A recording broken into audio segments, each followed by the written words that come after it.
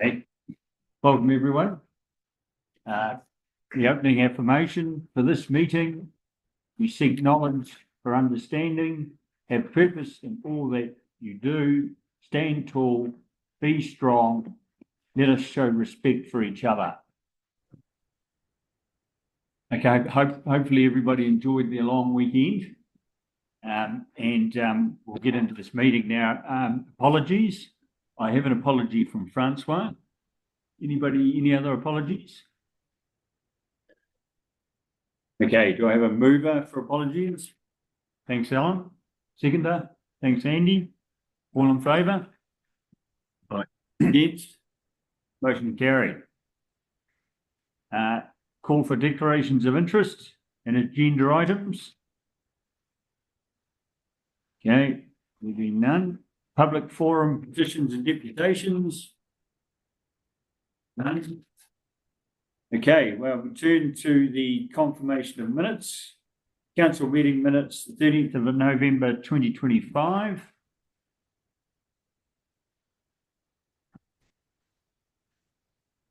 Okay, so it is recommended that council resolves to 1, confirm that the minutes of the council meeting held on the 30th of November 2025 are a true and correct report. Do I have a mover? Thanks, Peter. Seconder?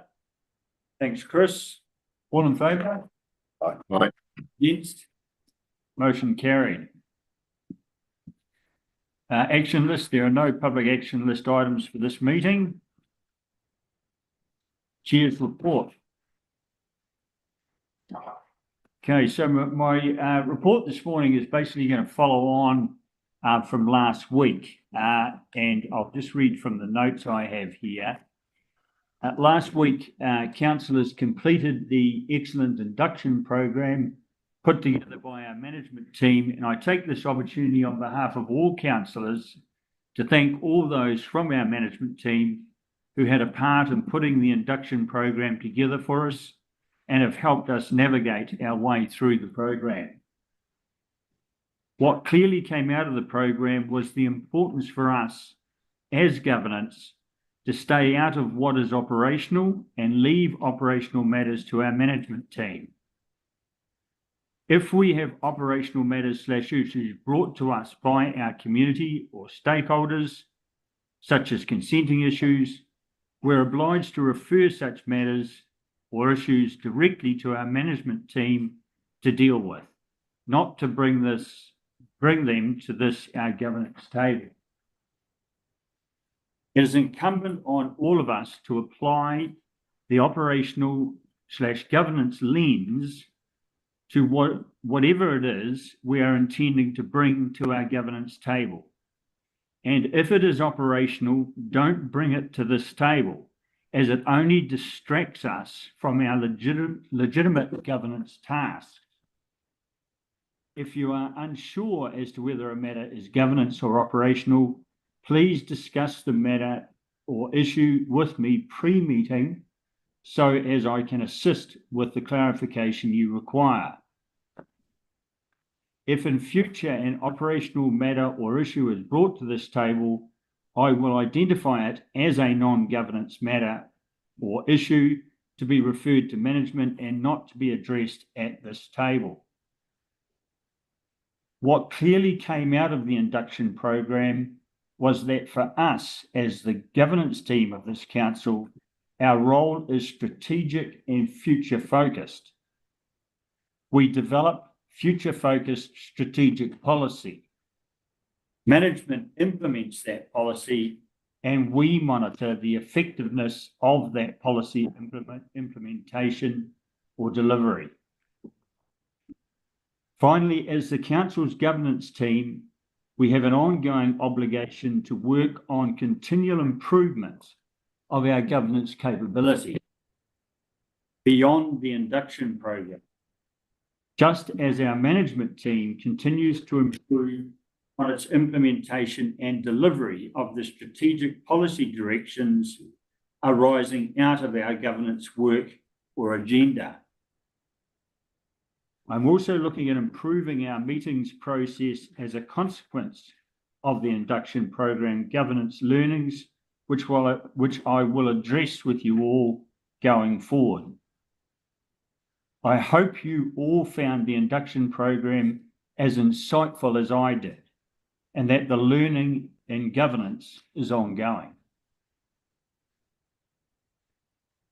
Okay, so it is recommended that council resolves to receive the chair's report. Do I have a mover? Yep, I'll be happy to move that. Ashley. Seconder, Mark? Yep. All in favour? Yes. Abstain. Abstention from Alan? Okay, motion carried. Okay, so moving to 8.1 of the agenda, updating the Westland Milk Products MOU. Joe. Morning, councillors. It's my pleasure to present to you an updated version of the Memorandum of Understanding that we have with Westland Milk Products. We have had one in place since 2006, but it's had quite a significant update. It recognises that we are both quite strong players on the West Coast and that there is a great opportunity for us to work together, particularly towards future-proofing the dairy industry through, from our perspective, sustainable land and water use. There's opportunities for us to collaborate on policy and regulation and influence the national and regional policies environment, and there's also an opportunity for us to work together to advocate for resilience and economic development on the West Coast. So I've been working with Westland Milk Products on updating this, and we've got it to a point where we are both quite comfortable with the relationship and how we want to work together. So today we are asking that the chairperson and the CEO work with Mark Lockington, the Chief Executive of Westland Milk Products, who is also here to sign the Memorandum of Understanding. Thanks, Joe.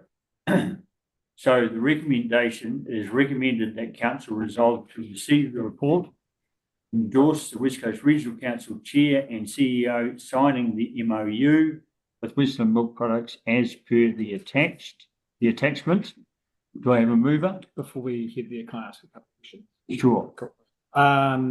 The MOU, do we have an existing one with other organisations or other industries? No. Not so. Thanks, Ashley. All right, do we have a mover? Thanks, Andy. Seconder?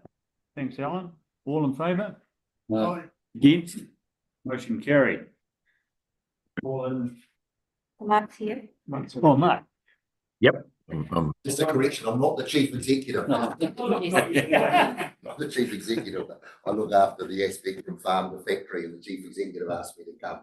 Yeah. Okay. 31 December year end, so everyone's action stations.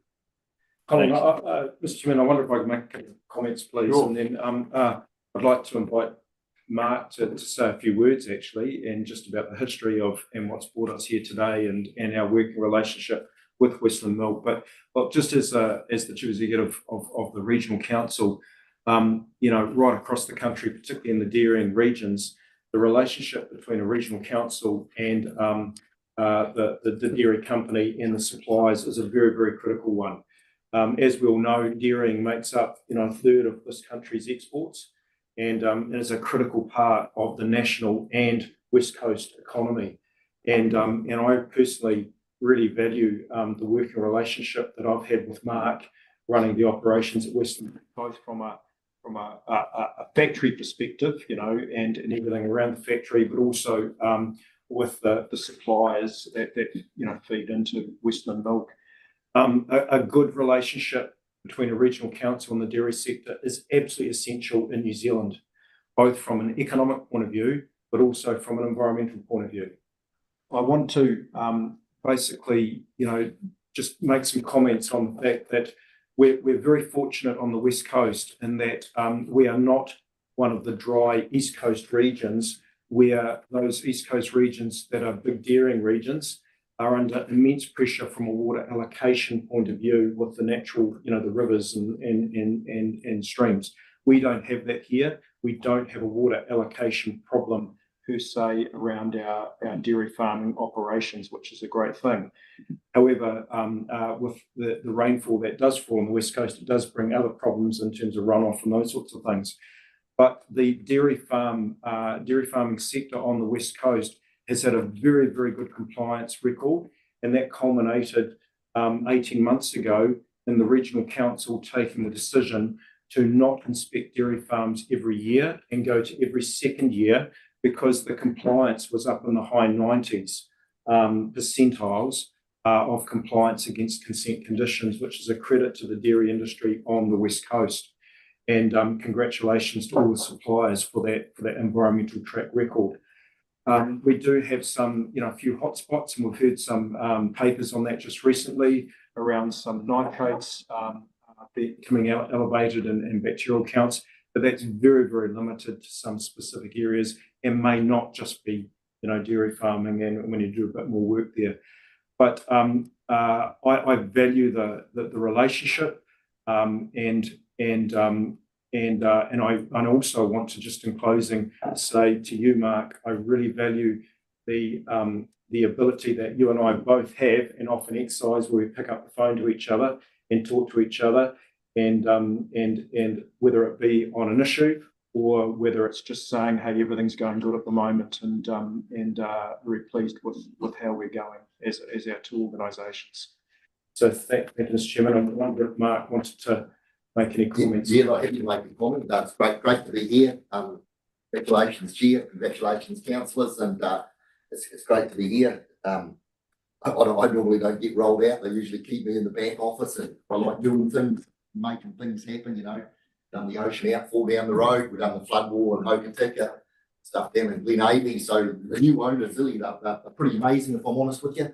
They've got very forward-looking 5-year plans, and you've got to operate to those plans. So I've never experienced anything like it, to be honest with you. The forward-looking. So it's actually pretty invigorating working with them, and pretty cool to be here to refresh this MOU. Was at the dairy company when we established it. But we've got to work together. We've only got 3% of the land on the West Coast in dairy. There's 83.3% in Dr. State. So it's great to be in dairy. We're not perfect, but I can tell you we're up there going quite a bit since from there long ago. When I was a boy, I was hosing dairy effluent into a creek that went into the river. So maybe 50 years ago, but so we have come a long way. That's and it's great to hear that compliance, and have got a really good relationship with your CEO, and we're just able to say it. When we've got something wrong, I say it. We've got something right, that's good too, Daryl. So yeah. In fact, Daryl, you didn't know about the MOU, did you? So Daryl said, I don't know about the MOU. So yeah, let's get underway with it. So that was great honesty from my point. But look, I'll shut up. I appreciate there's media here. There's a media statement. I'm not authorised to speak in front of the media, but there you go, I just have. So we'll see what plays out from that. There is a statement, but it's great to be here. So thanks. Perhaps we could push the table and get the sign in. Thanks. What is it? To just stand behind silence. What's it there as well?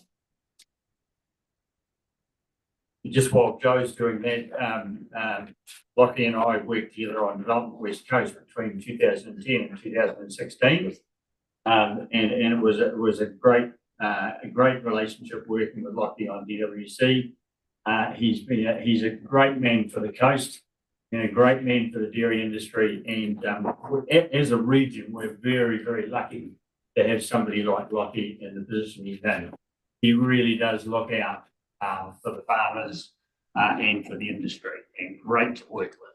So great to be here signing this MOU with you. You go ahead. You go ahead. I want to make sure your signature's on that first. That's right. So we're going to put the next. Oh yeah, yeah.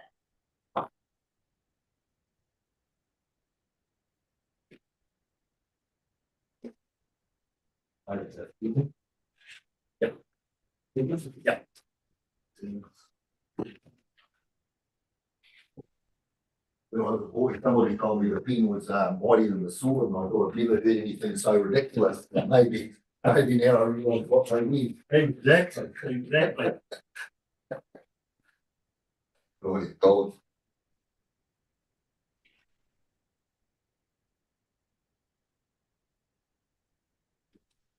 Leo?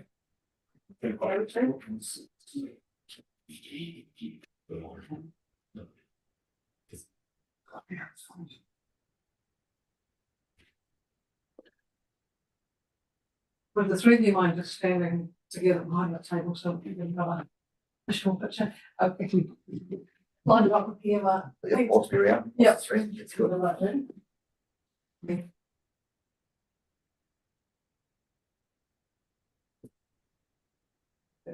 Thanks, mate. Well, there to go. I'll go and do some work. Thank you very much. Thank you, mate. Take care. See you, mate. Great to see you again. Yeah, see you. Thank you. Thank you. Thank you. Thanks, mate.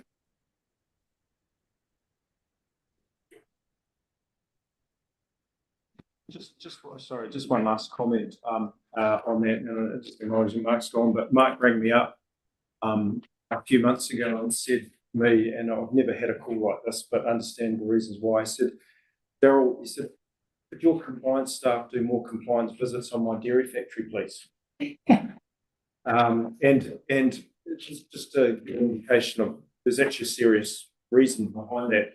So our compliance auditing of the dairy factory against its environmental conditions with its discharges and things is a critical part of their international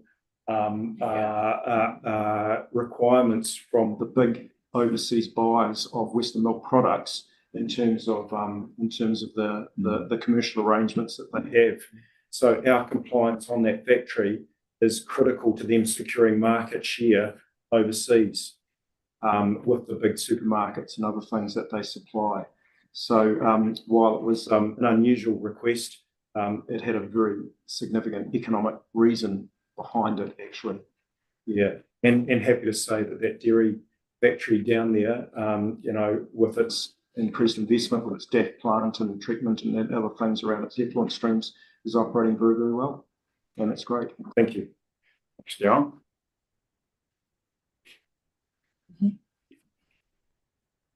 All right, so moving on to 8.2, Resilient Westport Adaptation Funding Variation to Agreement. Daryl.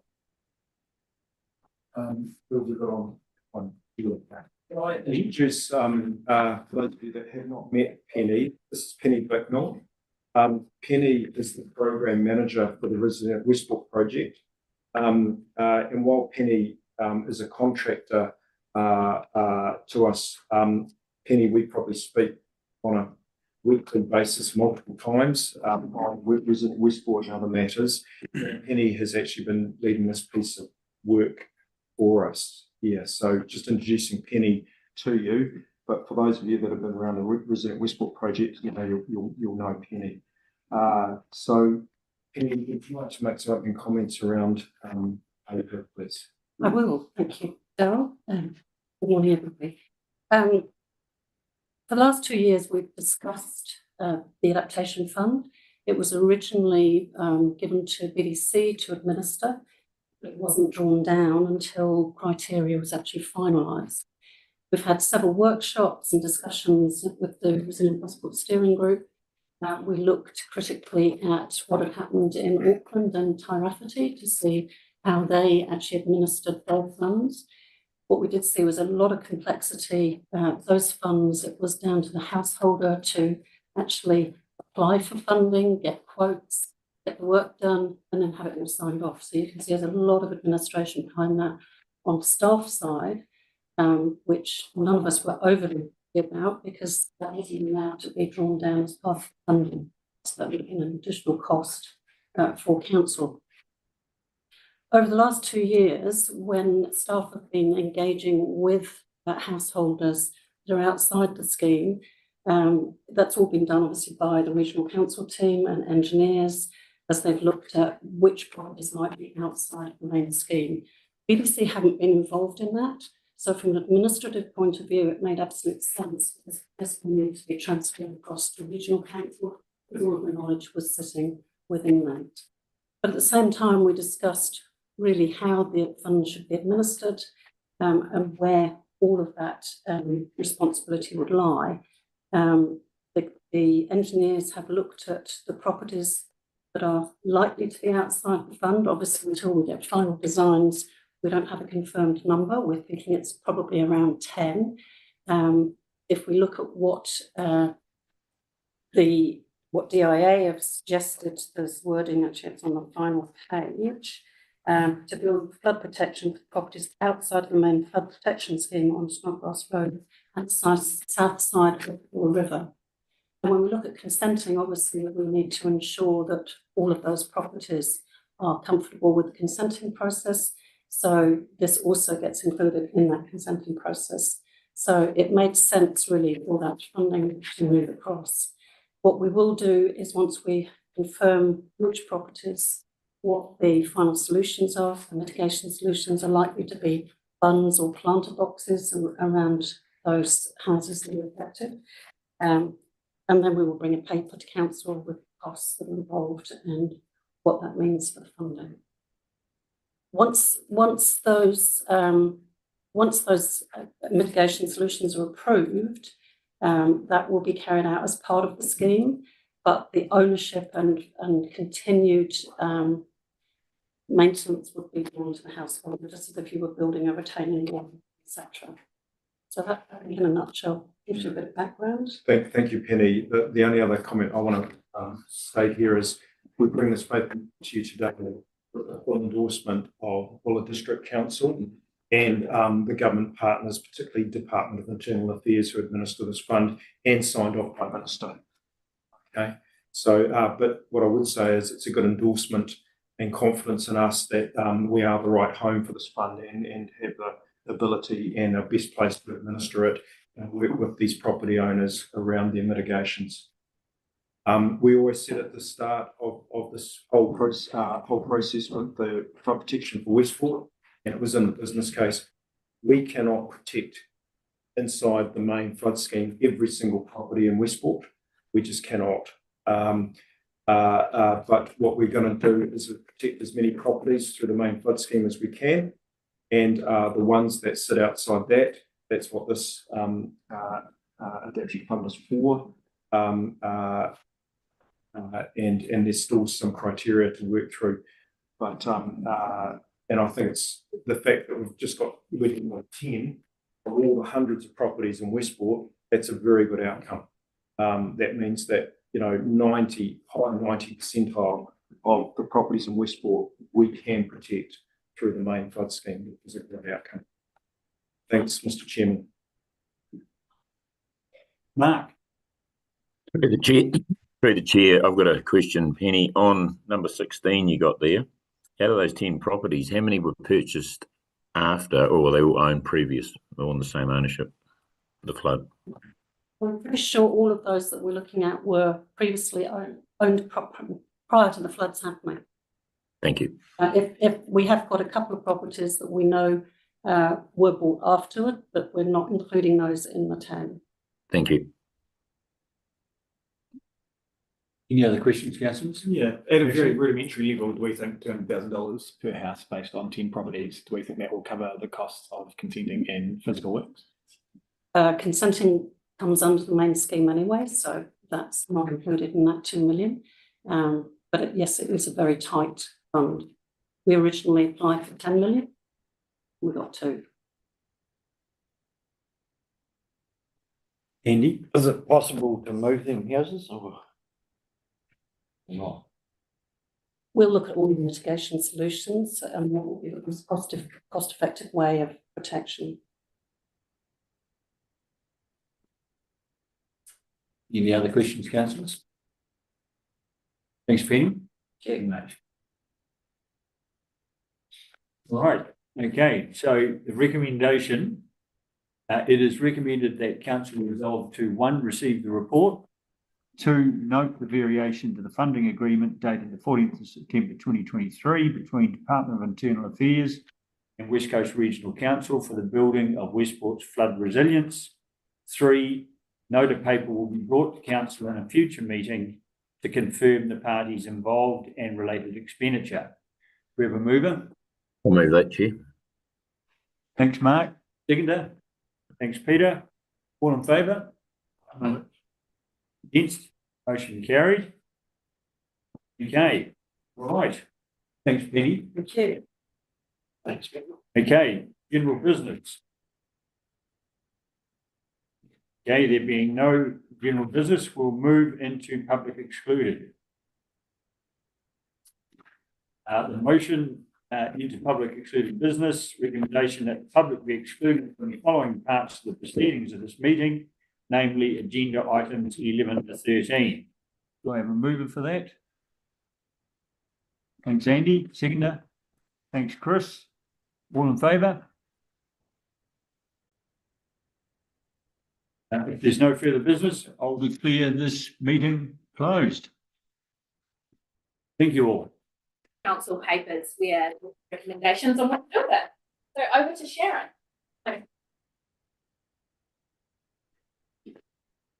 Right, kia ora everyone. I'm Sharon Hondlow. I'm one of the hazard analyst staff here. And to be honest, who read this paper? Yes. Well, you know, Not 200 pages. yeah. So, I mean, I'll be honest, even I haven't made it through the entire thing because it has a lot of appendices and a lot of model descriptions. But the overall kind of idea I want to across to you is that the world is changing all the time. So maybe 20, 30 years ago, we didn't have hydrodynamic flood models that actually showed us flood risk for a community. 10 or 15 years ago, we didn't have landslide models that showed you definitive ranked risk levels for areas that might be hit by earthquake-induced or rainfall-induced landsliding. But with recent events, Cyclone Gabrielle, science moving on, big digital elevation models of whole regions and things have been advancing, and we've got to a point where we can actually start thinking about landslide risk like we've been used to thinking about things like flood risk. So even if you get nothing out of today, apart from a bunch of crazy pictures, just the idea is that we're going to need to start socializing rather than just flood risk or the location of an earthquake fault, slightly more complicated things like the risk of landslides hitting your house or something. This is a natural hazard we're aware of. It's a natural hazard that GNS and other scientists have been able to model for a while, and it's something that now the West Coast has moved into having some really quite good leading modelling of. So I'll start with a few purpose things to remind myself what I'm actually here for today. Mostly we're here to have a workshop so I can actually talk to you guys because I want to hear from councillors as well about how they see their role in the community. But of course, you know, I'll try and run through a bit of the like, this is the guts of the model, this is how it works, and these are the outputs. We want to understand the difference between the way we've understood landslide hazard in the past as a reactive kind of, you fly a chopper around after an event and you see a landslide, maybe you map the location of it, and then you go and put that on a database somewhere and describe that as a thing that affects that property. Moving from that idea to turning it on its head and saying, from all of that we've learned and all the models we've built from known rainfall events and known earthquake events around the country, how can we start to actually predict risk in the next coming? So now we have a risk-based, consistent, region-wide model that's actually ranking relative kind of impacts across the whole region. I do have some case studies, and to try and keep things interesting, I often just pepper my PowerPoints with like lots of pictures of real world things, because that's how you actually learn and understand models. A model is only really a model. It doesn't make sense unless you can actually connect it to something you've seen in the real world.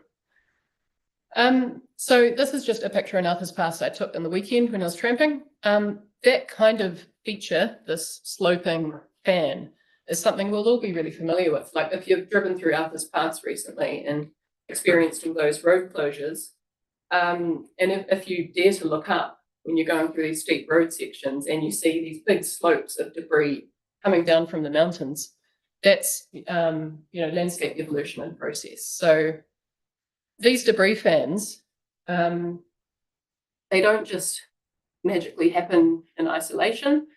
They're actually, this is a pretty cool video that gives you an idea of how they get there.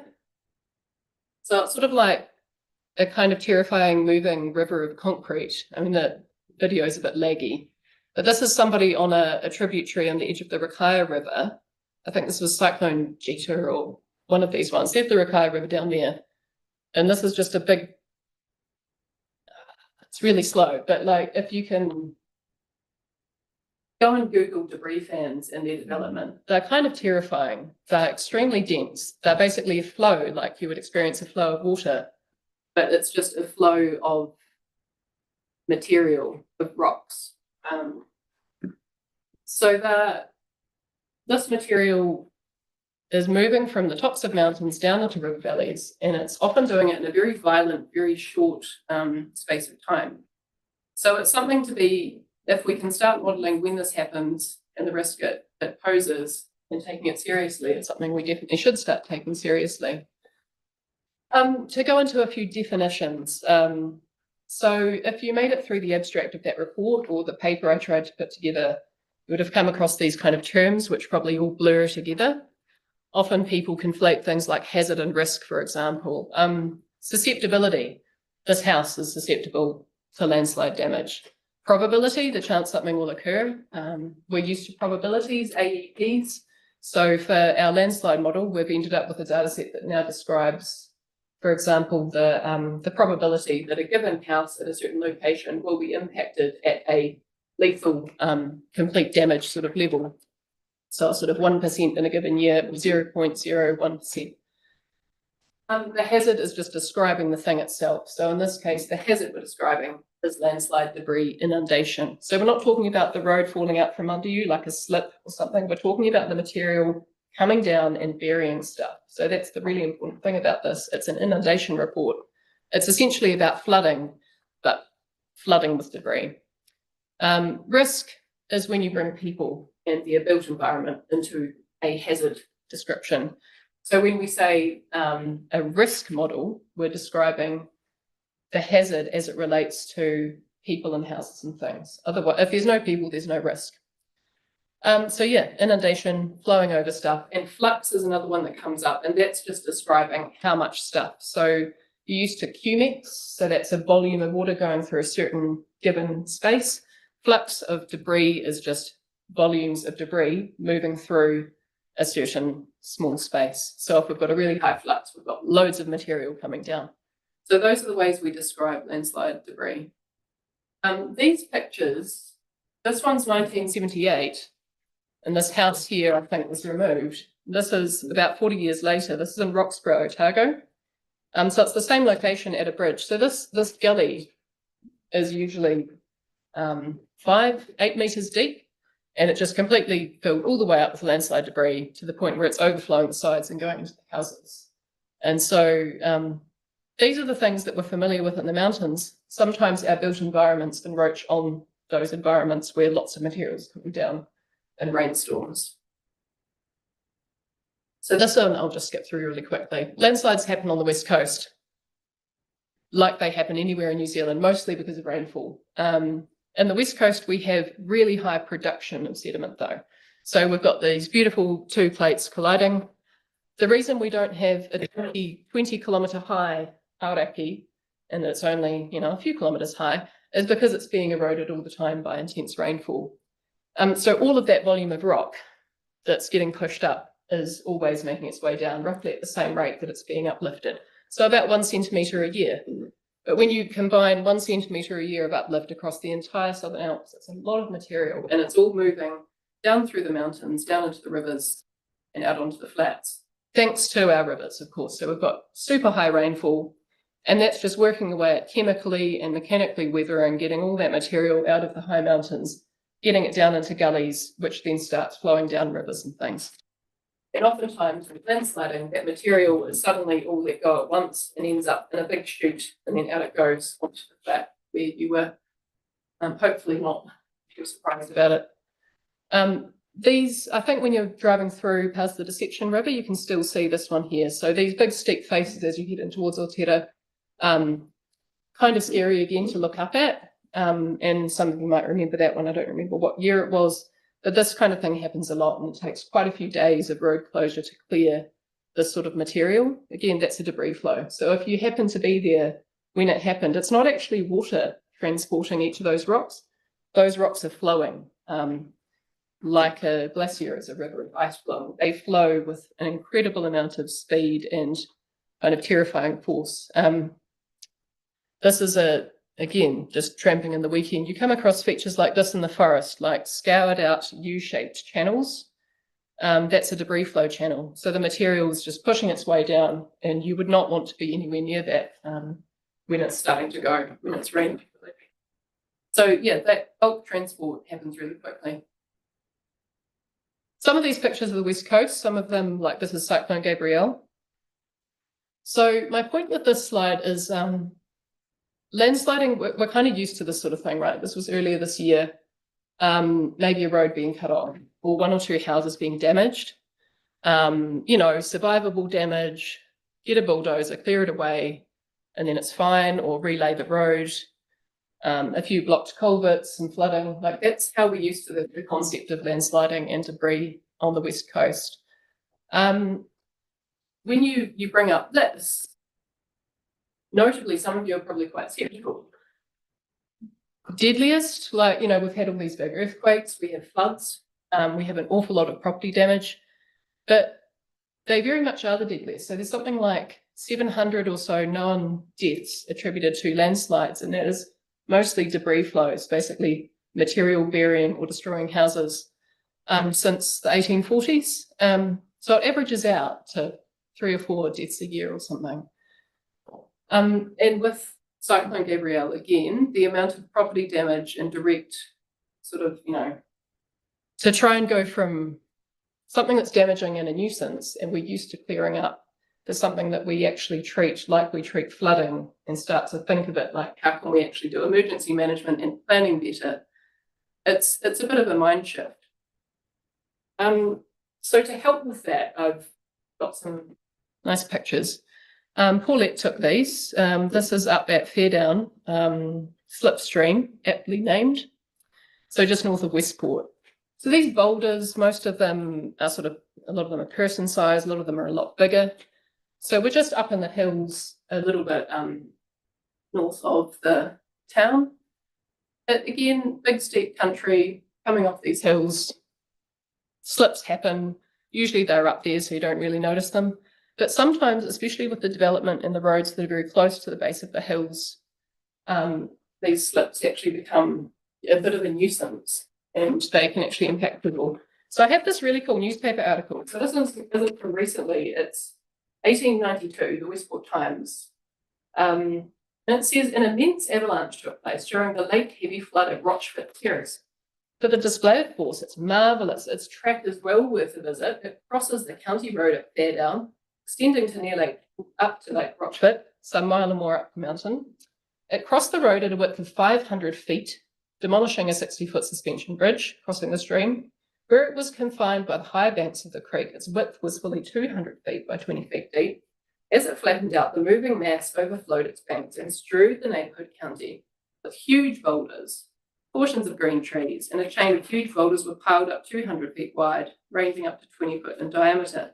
Do you get the idea? When the level country was reached, the moving mass spread out like a fan, scattering huge boulders, with what was a few days ago growing timber now torn to fragments. As the creek is comparatively level, the force to hurl such a huge boulders over a level country must have been immense. So you can kind of see this landform shape. So this is the base of the hills, this is the road to Westport, to Granity. These materials coming out of the hills in these big debris flow events that do reach right down onto the flat occasionally, when you add those up over geological time, it's a lot of material. Fortunately, it doesn't happen very frequently.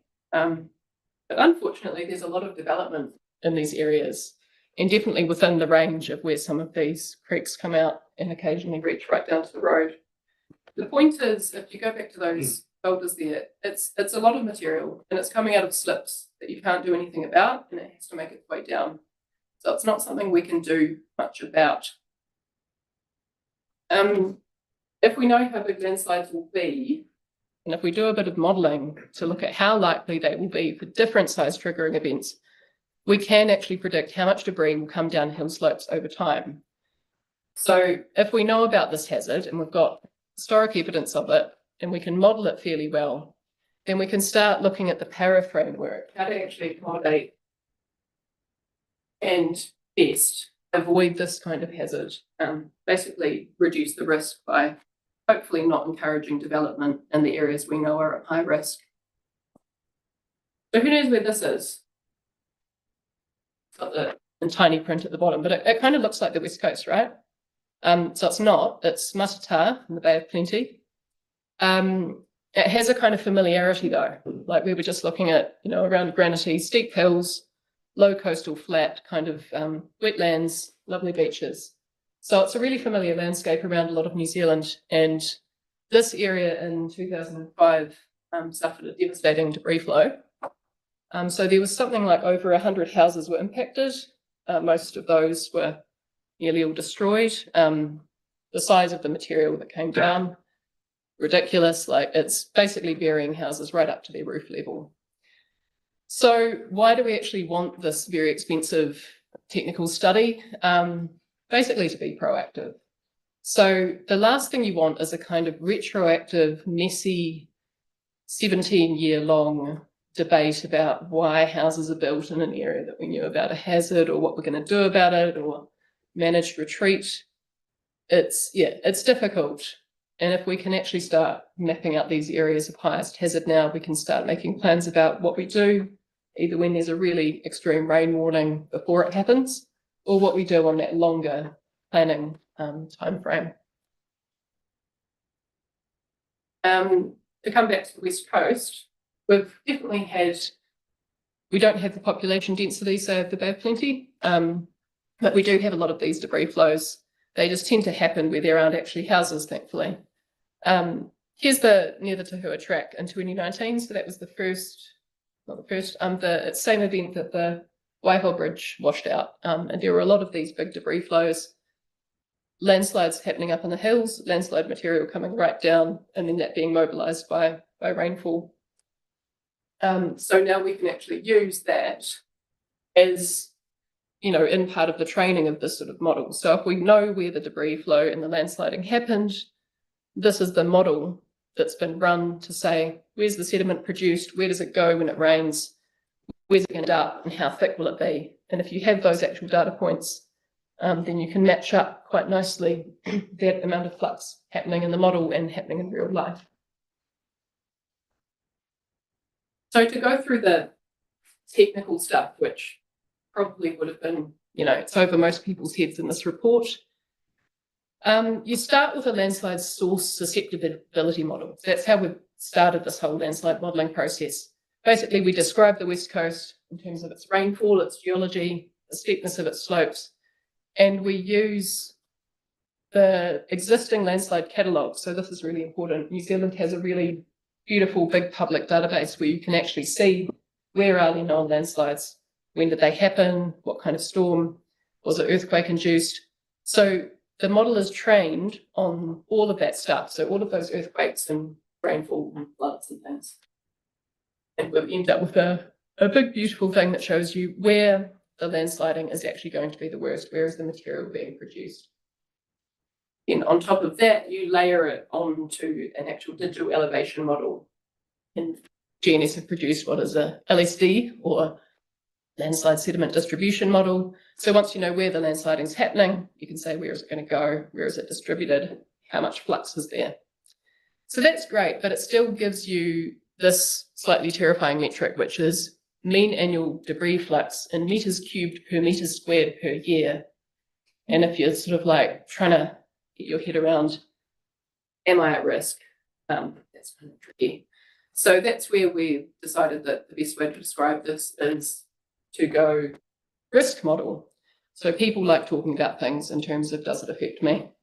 So then you can say, if you had a house built on this particular slope, how likely is it on an annual basis that it will be hit by a damaging amount of material in a given year? So then you can go from the meters cubed per meter squared per year to a I have a 1 in 10,000 chance, or I have a 1 in 10 chance.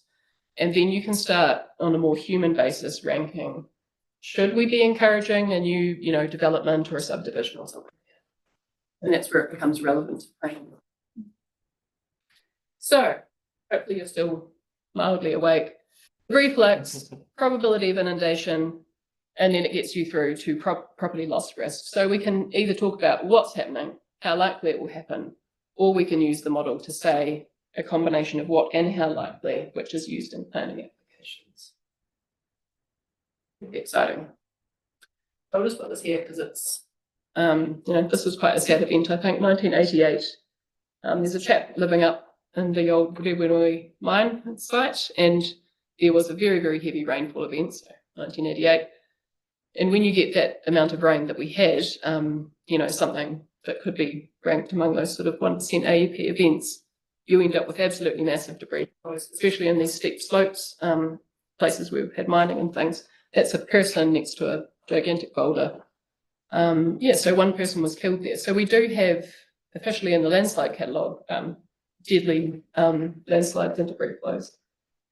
So the point is, if you know about that thing and you have your model, you can actually start to put on a human timescale and understanding.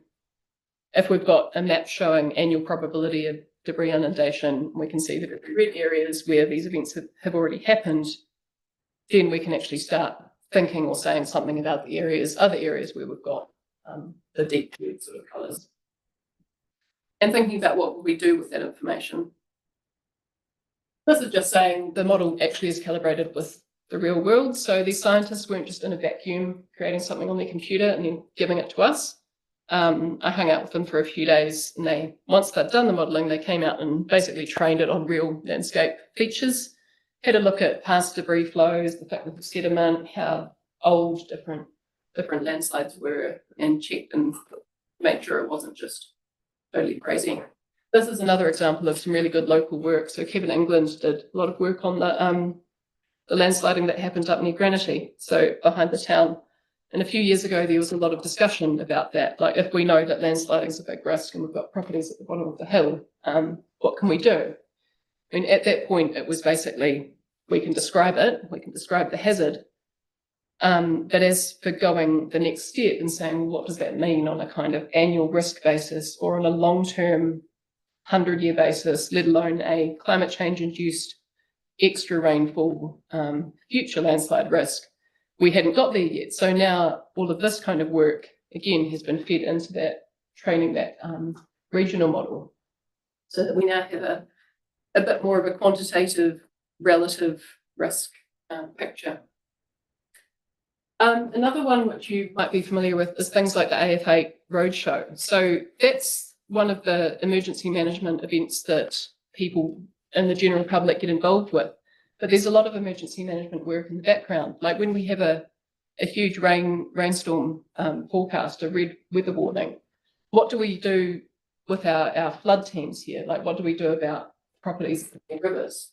Like, we're used to talking about areas that might be underwater in a 5% AEP event, but we can actually start thinking now with landslide modelling in a future emergency management scenario. If we had a 5% AEP event, which we knew would probably trigger a lot of landsliding, we might have properties or certain areas that we know are either going to be cut off by landsliding or could actually be at risk of something like debris flow. And we could start to bring in that understanding to avoid outcomes like we had in Cyclone Gabrielle, for example.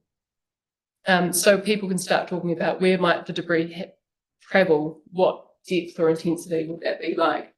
And of course, everyone wants to know, what chance do I have of my house being impacted? So that last point, this is the last section, this is where it gets a bit hairy. That last point, what chance do I actually have of my house being impacted in a given year or in 100 years?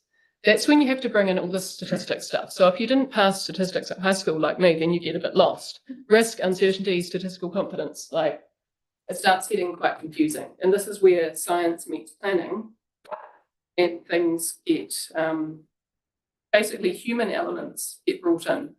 People's comfort levels are you okay with an annual probability of X? What is your perceived level of risk? What does 1 in 10,000 mean to you if you're told that we think that your house has 0.001% chance of being impacted?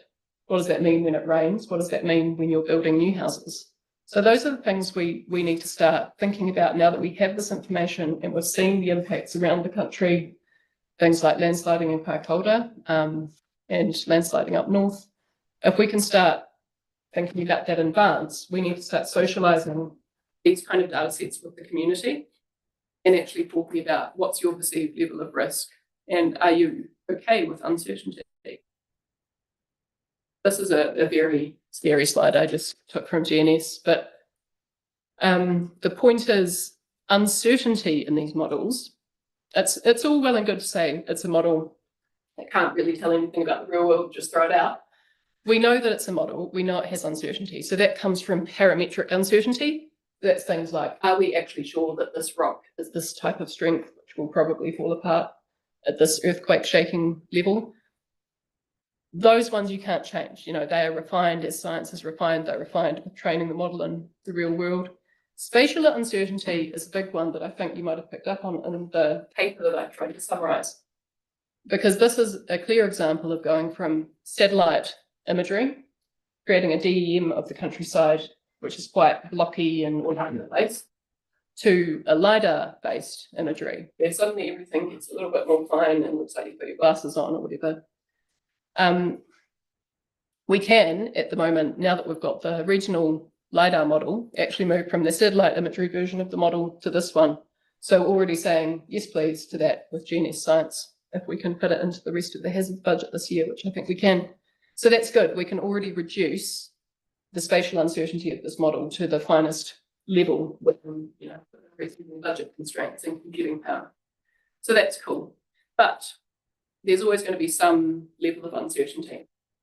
And that uncertainty can mean a lot. It means, like, if you've got a map like this, downtown Greymouth, and it's got reds and greens and whatever colours on it, and you say, if you're in the yellow, then we think you've got a 10 to the -5 level of being hit by a landslide in a given year, but there's an uncertainty of plus or minus 1 order of magnitude. That means you're essentially telling someone, oh, it could be 1 in 100,000, or it could be 1 in 1,000. And if it's one of the darker colours, you might be saying you have a 1 in 100 chance, oh, but it could be 1 in 10, or it could be 1 in 1,000. So those are very different things. So the smaller you can make the uncertainty, definitely really helps with that conversation, because we need to be sure that what we're talking about is actually going to be helpful and not going to be wildly inaccurate. So in socialising this stuff with communities and with planners and moving towards things like a plan change in future, you need to have complicated graphs that basically show you your uncertainty against the risk.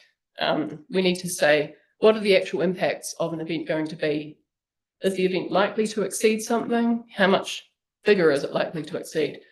Yeah, so I won't go into this too much, but the point is Kaikoura District is a really good example of a district council who's already done this. So they have a landslide inundation model, and they got that done after the Canterbury earthquakes because there was an awful lot of landsliding and it was kind of a nice time to do it.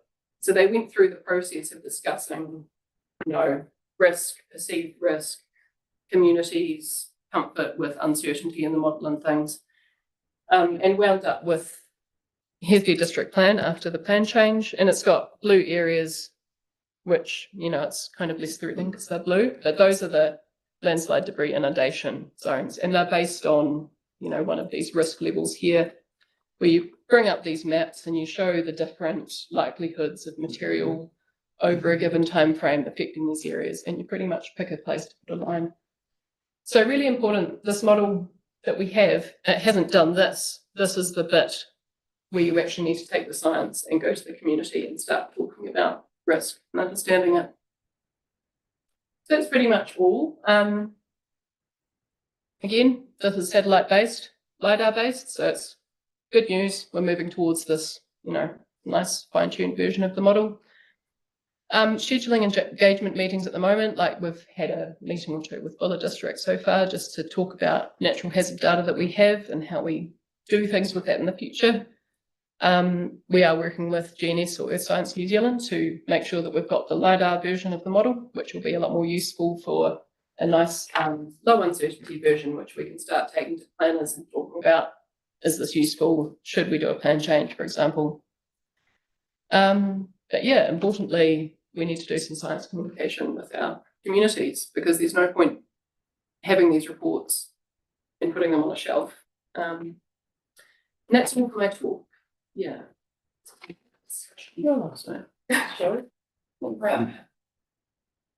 Thanks, Sharon. Yeah, we do have a paper as well with some recommendations for you to consider and a bit of a summary of the report, but this being workshop style, we're happy to sort of talk through any issues or considerations or things you'd like us to think about. Sharon, just the LiDAR is a great thing, and it allows you a really accurate interpretation of slope and slope angles. How much emphasis is put on geology of some of these places, because some of the rock structures, whether they're gravels or solid rock, would have a huge influence as well. Whereas at the moment it seems like it's the rainfall, earthquake, and slope are the three sort of almost overriding or parts of the study or parts of the equation.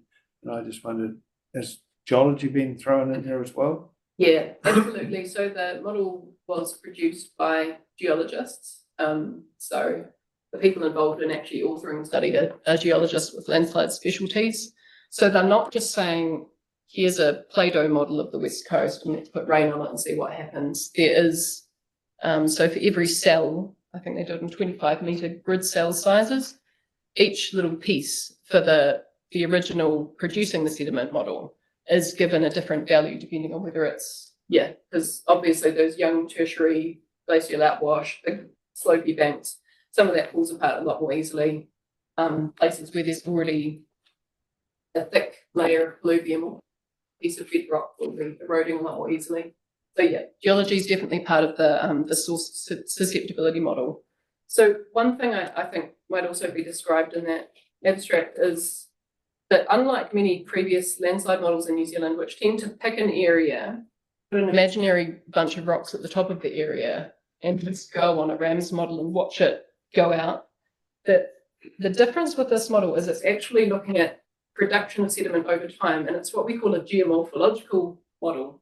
So it's actually let's talk about the landscape and how that landscape produces sediment over time. So it's not just ignoring geology, it's certainly not ignoring earthquake shaking, but it's looking at how different landscapes across the West Coast are actually producing stuff. So yeah, certainly not just as simple as here's the shape and we'll see if that shape falls down.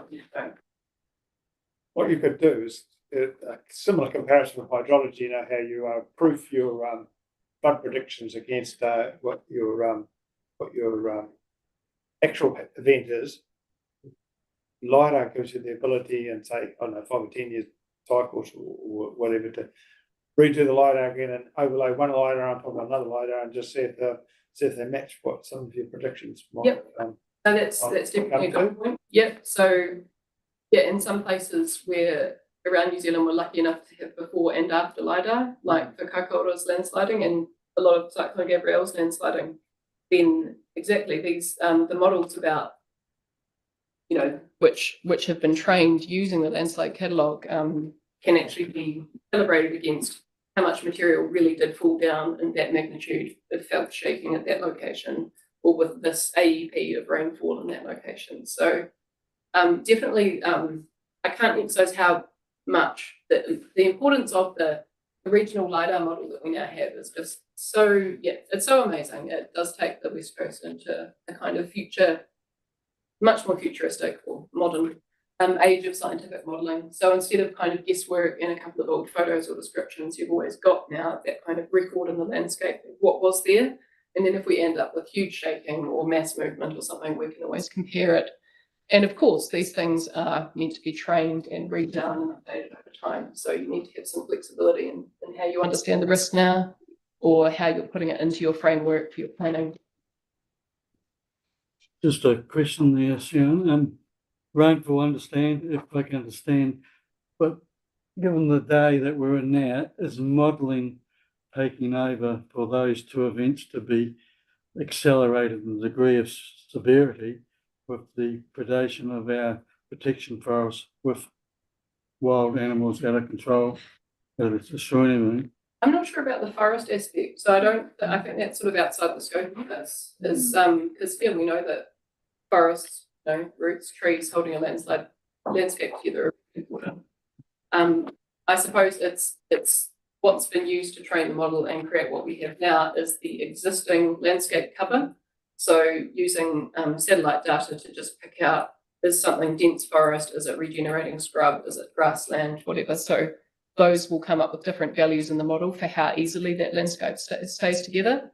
So of course, if that landscape's changing over time and your forest is going to be less effective at holding the landscape together, then that's something that if you're doing a future iteration can certainly be looked at. But yeah, I mean, the really big triggers of landsliding. So earthquakes is one of the models, an AF8 version of the model and a kind of regional earthquake shaking model. We've also got a average annual rainfall and a sort of 100-year rainfall event. And then we did a future, 250-year or future climate rainfall model as well. And the really standout point is the really bad increase in landsliding is that kind of future or, RCP6, really extreme rainfall, which basically what it's doing is it's eroding soil. It's undermining the stability that we have. So trees, very important. Yeah. Sharon, great delivery of some very grim content. I also did terrible at stats, but that's a different conversation. When and how does rubber hit the road on this? So obviously there's different models. We can go further and drill down deeper at more cost.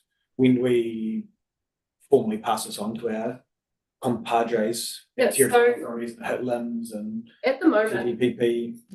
So the limbs question, I think from the paper we did a few months ago, this is natural hazard information that affects kind of everyone. So a bit like I think the liquefaction susceptibility model we have for the whole region. It counts as natural hazard data. People might be interested in it because they might want to come and see, well, what is my susceptibility to landsliding? So the PDF is on our natural hazard webpage. Actually, today I think we're launching a new version of the webpage, so it's going to be a lot more reader friendly. We're going to be putting this on the natural hazard data portal. So even though it's only the satellite version at the moment, we still need to make sure it's there and that we're not just keeping it in the computers because it's not good enough yet. That's really important aspect of information sharing now. So this definitely hits, the public eye, should they be interested, as soon as possible. And I think, as I had in my, end of slide thing, we're putting out the offering to our TA partners at the moment and saying, do you want us to come and have a talk to staff or to your planning staff or whoever it's going to be, infrastructure staff about this? Could we make you some maps that'll be useful for different applications? Emergency management have already asked for something like that. But yeah, the longer term thing, TTPP, plan change. I mean, if we have a better data set than the data set that is the basis of our current plan, then yes, we should be looking at plan changes, but that has to be kind of tabled in a much longer time frame than the current, refining the model, make sure it's good, make sure it's presentable. A question from Mark. G'day, Sharon. It's an awesome report. Just one thing I was queried on it is liquefaction. That was a big thing in the Christchurch earthquake. Has that sort of been taken into account New Zealand wide as well? As far as general, like I know it's in the earthquake, but on ground stability, it could not only be on the sloping hills, but like on the flats, like we're looking at sand-based areas, say like on the west coast, Carter's Beach, there's a lot of sand, and obviously around the Kaipoi area and the Sumner area in Christchurch, that was massive with the earthquake. Yeah. So landslide modelling, this is looking at material being produced basically in a shaking circumstance or in a rainfall event, and that material making it down into flat areas where we've got people. Liquefaction is a separate issue. We do have a regional liquefaction study that was actually completed about 4 years ago. And the maps and PDF of that are on our natural hazard webpage. But it's definitely something that, equal to landsliding, we need to think about as a, potential disruptor and source of damage and things. That's something that's outside the scope of this to go further into liquefaction impacts or the connection to landsliding.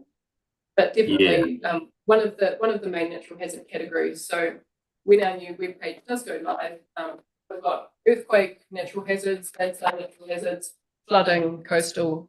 So we will have an earthquake page with a good description of the liquefaction hazard and a link to the maps that show that for the West Coast. Excellent, because there's a lot of properties built on sand on the West Coast naturally. Yeah, and it's the same thing with this model. It kind of ends up showing up like if I go back to that Westport one, you think we're going to try and go to an area that's got some nice high elevation. This is just a simple elevation DEM. So if you go north of Westport, you've got these nice fans and higher terraces, and it's the immediate response is good. We'll make sure we allow development in those areas because Westport has all these problems: susceptibility, flood susceptibility, coastal. I mean, this is just usual bad news Sharon coming along and saying, oh, well, actually, you can't go there. I mean, I know that at some point we have to let people build some houses. Nature does have a habit of getting in the way though. So yeah, if this is currently zoned for rural residential lifestyle blocks and things, and then we go and say, well, actually, we're pretty certain that beyond this line, there's a high probability that one of these scary debris flows might come through down the span. Yeah, and that's a conversation with the public and a conversation with what's tolerable risk, what does it look like? Are we okay with houses that might have a 1 in 100 chance of a debris event happening on them, but we just have a emergency management based response where if there's a rainfall warning above a certain level, we have a response where we say people that are right up in this dodgy place where we've actually seen material coming down in past events, we want those people to be told they should evacuate, much like we're already used to that with flooding. That's well socialised, but landsliding is different. Question here. Have you considered socialising this directly with the likes of the legal profession in terms of being advisors to people who are looking at buying and selling, or particularly buying property? And being a former lawyer, it seems to me this is a pretty important aspect that lawyers should be well aware of in terms of advising their clients. Yeah. So the LIM regulations and the Local Government Act that came in recently has said that, if you're a regional council with a landslide model, you can't just have that as a nice to have for emergency management to think about, which incidentally, when this was commissioned a few years ago, that was the idea, was that it would be useful for emergency management, but maybe planning and stuff would be in the too hard basket. Things are different now to how they were a few years ago. And we know that if we have something that has spatial data connected with it, it absolutely does, even if it's really confusing and has a lot of probabilities and crazy stuff, you need to make that available. So it's going to be available on the website in map form. It's going to be a very simplified map form, a bit like this, which people might be like, what? And if they then want to drill into that data, the important thing is for our legal liability that we've got the information that we know about available and that we're not hiding it anywhere, and that we've offered to talk to TAs who issue LIMs so that they know how to socialise this.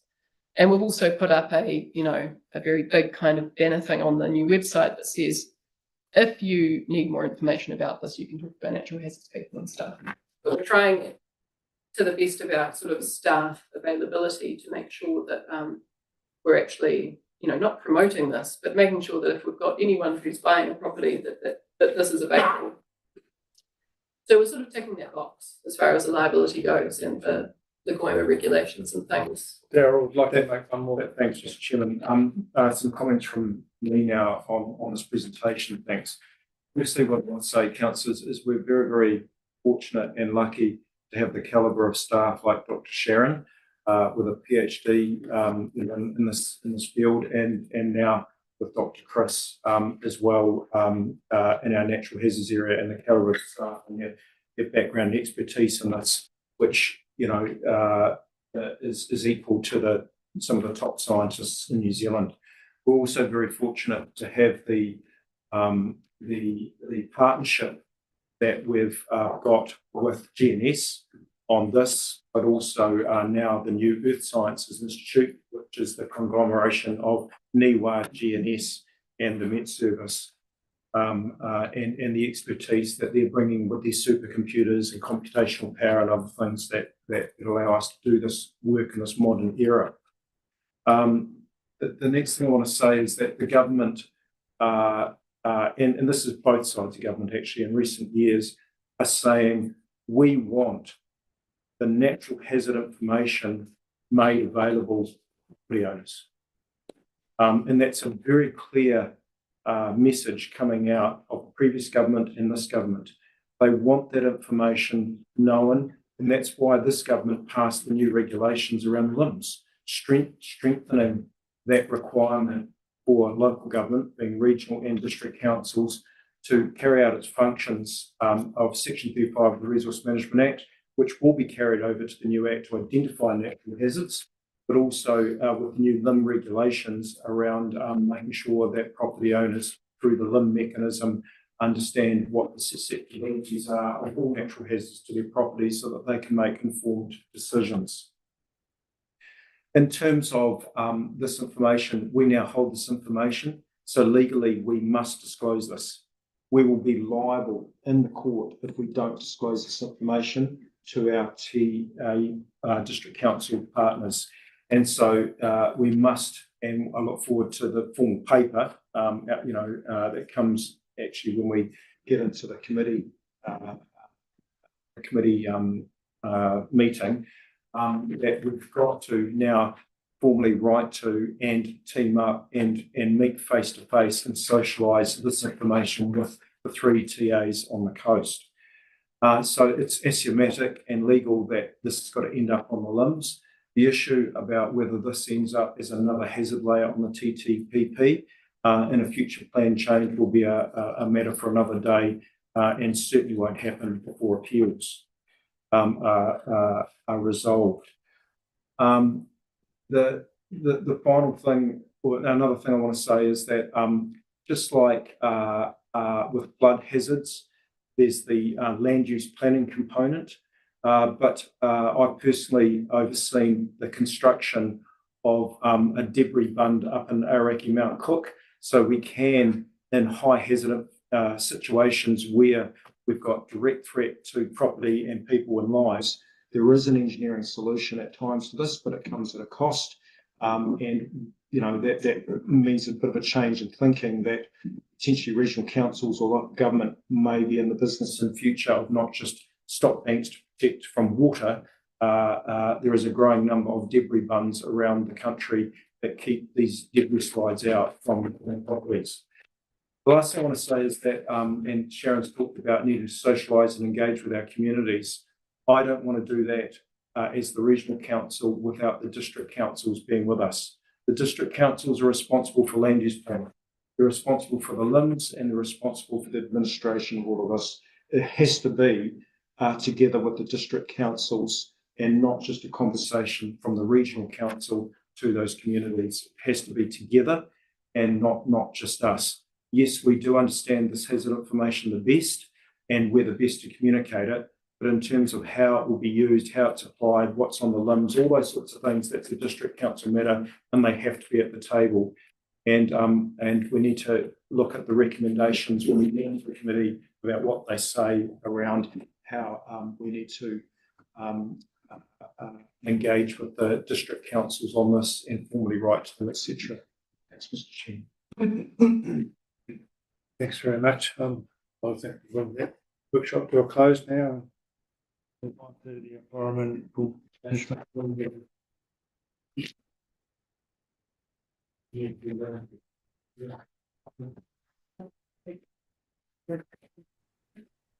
Welcome everybody to the Environmental Management Committee meeting. like to take any apologies? I think I've got one from Francois. Okay. Any others? And then moving in a second, the apologies be accepted. Thank you. All in favour? Aye. Thank you. The next part is one of the declarations of interest. Any declarations of interest on the agenda items? None? You go for public forum? None? I have a confirmation then of the minutes of the 13th of November. It's recommended that the President of Wales to confirm the minutes of the Environmental Management Committee meeting held on 13th of November 2025, that they are true and correct record, no removal. Andy, thank you. You can be happy to move that. Second that, Chris. Thanks, Mark. All those in favour? Aye. Carried. Yes, carried, thank you. Now we move on to item 6, which is the actions list, and there's 3 of them. And I would like we were to recommend that we receive the report and the information noted. But moving to the second actions list. Yeah, for discussion. Colin, thank you. Colin, thank you. Yeah. That's the discussion there. To those actions lists, there's 3 of them in effect. One was setback calculations to be supplied by River Engineering meeting for December 2025. Yep, so it's on our flood action bylaw. Yes. So there's meetings again, setbacks, and that should be able to keep the policy responded. Okay. Next item is staff followed up with Western District Council and sitting with Western District Council, and it's out of our control. Suggest removing this action point.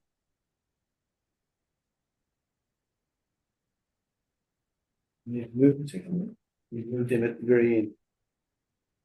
We can move this into the action. Pardon? Yeah, you can move this. I'd like to move in a second that we remove that item. I'll move. Okay, thank you. I'll second it. Andy. And action point number 3. Staff is to contact Patrick Peltz from Minerals West Coast to arrange a workshop with the parties and consents and compliance team to collaborate on an agreed set of conditions for progressing the alluvial gold mine. This is around the socialisation of the standard conditions that we're working on and the workshop. Just to set that up, we've decided, after discussion with Patrick, that perhaps we'll just circulate those conditions around the consultants, maybe expand out to existing consent holders. Might be a better way of progressing that than trying to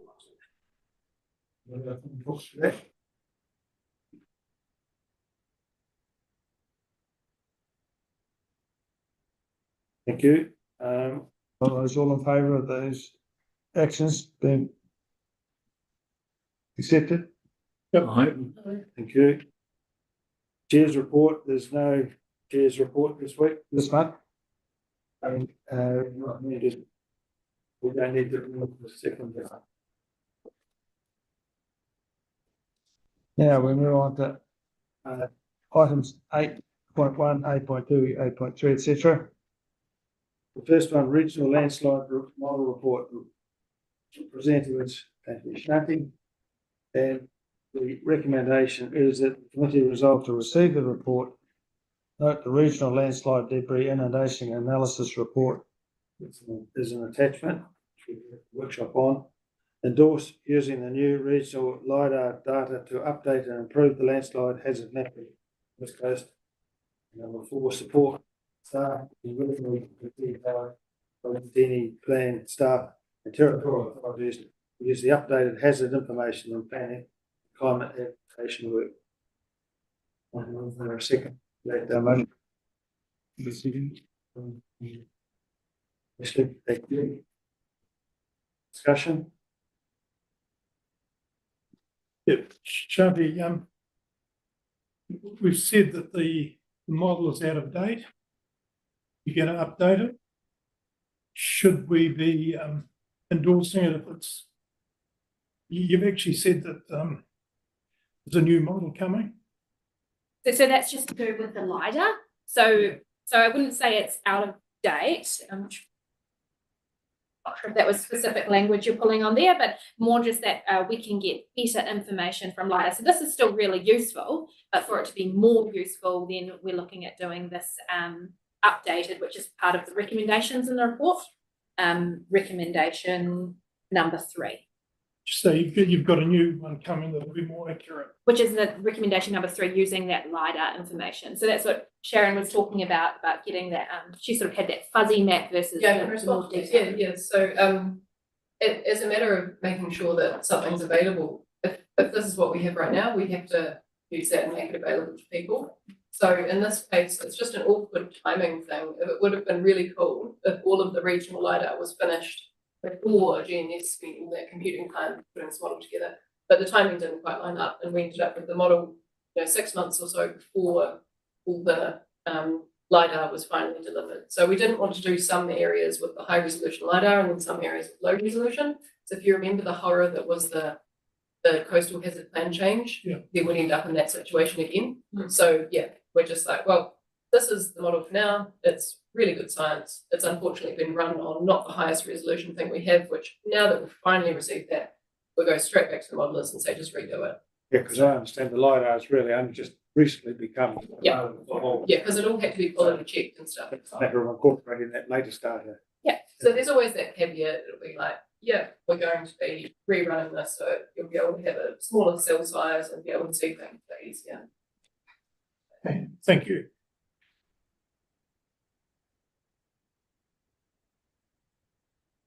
Mark, you okay?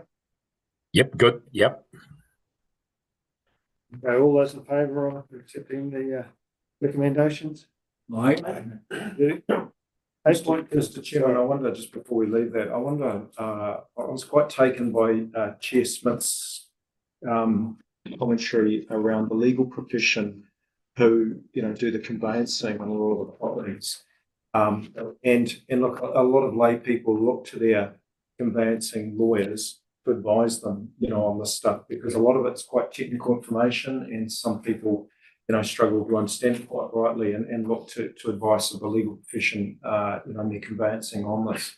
I wonder whether, councillors, we may want to consider an action point where we might look to, and again, I'd like to do it with the 3 TAs, planning staff, to call a workshop of all the conveyancing law firms around the West Coast, and actually just take them through what natural hazard data we hold, what the regulations are, the new ones, the plain English summaries, and what some of the issues are, and answer any of their questions so that they're in a much better place to advise their clients on this. Because, lawyers are not natural hazards PhDs like Sharon and Chris are either.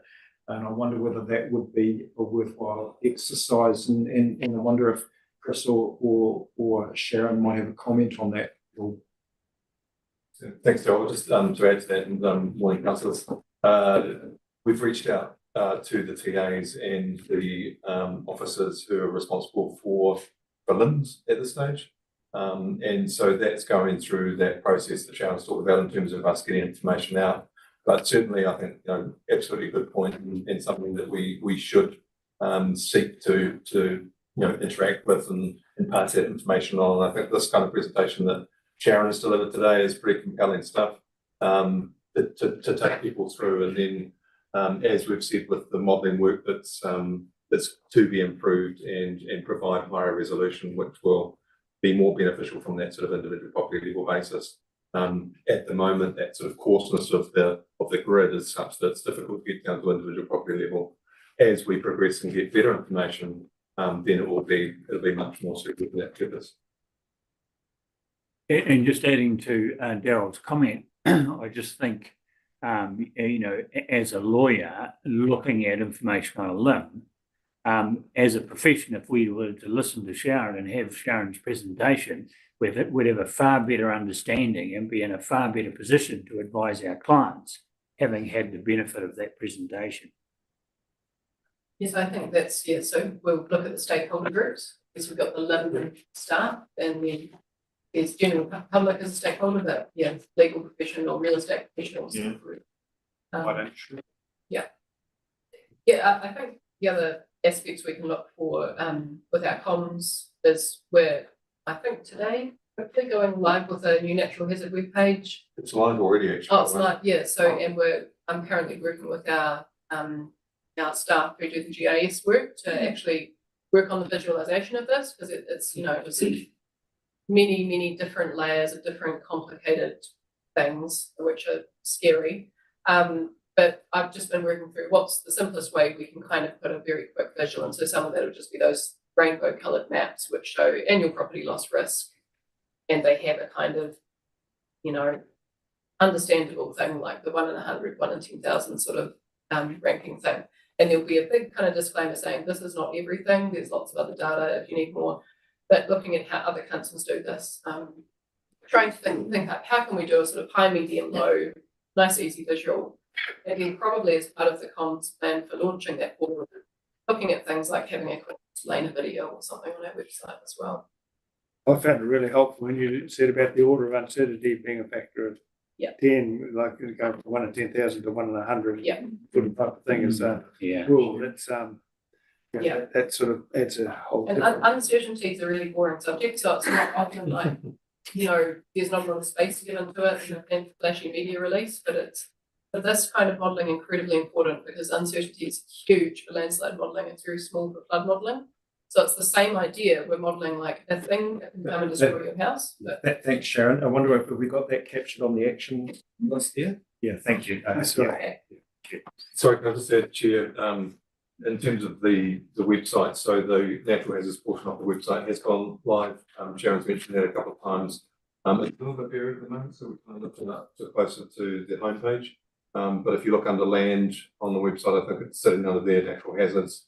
And then within that, there's a whole series of categories for landslide, flooding, tsunami, earthquake, etc. So you can sort of drill your way down and find this report, and the public will be able to find that through that as well.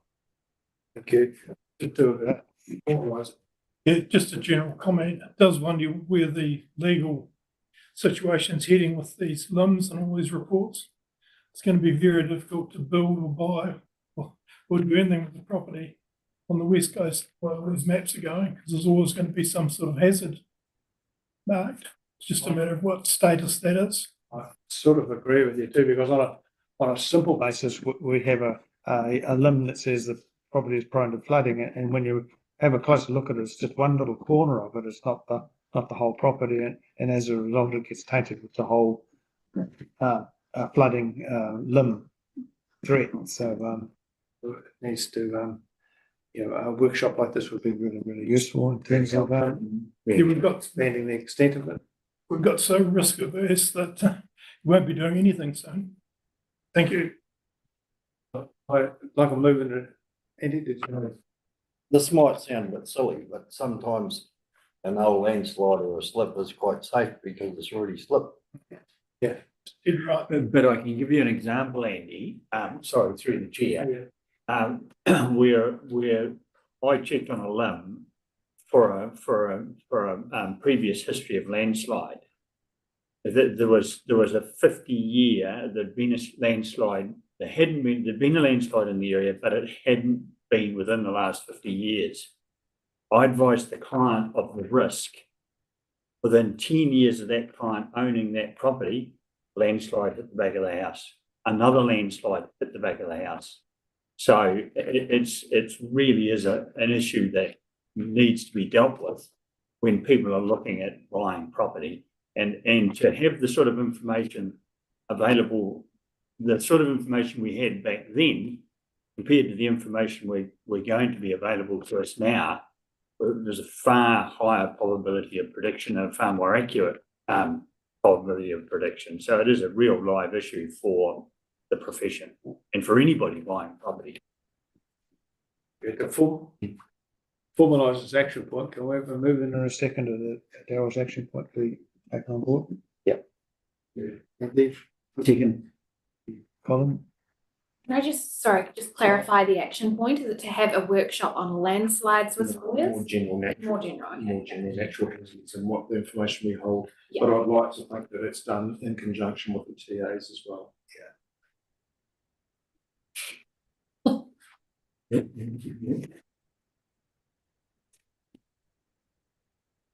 Right, move on to number 8.3, no, 8.2, sorry. The West Coast Regional Council Hydrology Telemetry Improvement Project. It's recommended the council resolve to receive the note 400,000 in regional infrastructure funding has been secured. Project's total cost of 600,000 covered by a 60-40 cost share arrangement. The delegate authority to chief executive to execute the telemetry project contract valued at 400,000 on behalf of the West Coast Regional Council. And number 4, note that the local share contribution of 200,000 is already included in the 2025-26 annual plan budget. Another second, I'll move that. moved it. Ashley seconded it. It's open for discussion. Good Chair, Shanti, the not meet KPI around always live and accurate data, are we going to see that continue potentially through to 2028 it's completed, or is it a separate issue? We'll prioritise the areas where we're having repeated failures. So that's particularly in Bulla, where the radio network is our biggest issue. We're expecting to get the technical report, which will give recommendations on what to do to improve it by the end of this financial year.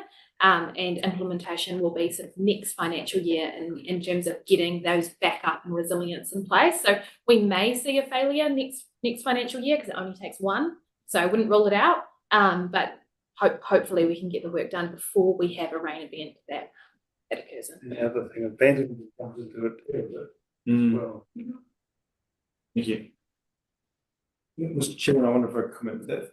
I'm very pleased and grateful that through Te Uru Kahika and the regional sector that we were able to negotiate with Noah for this nationwide fund, and this is our component of it.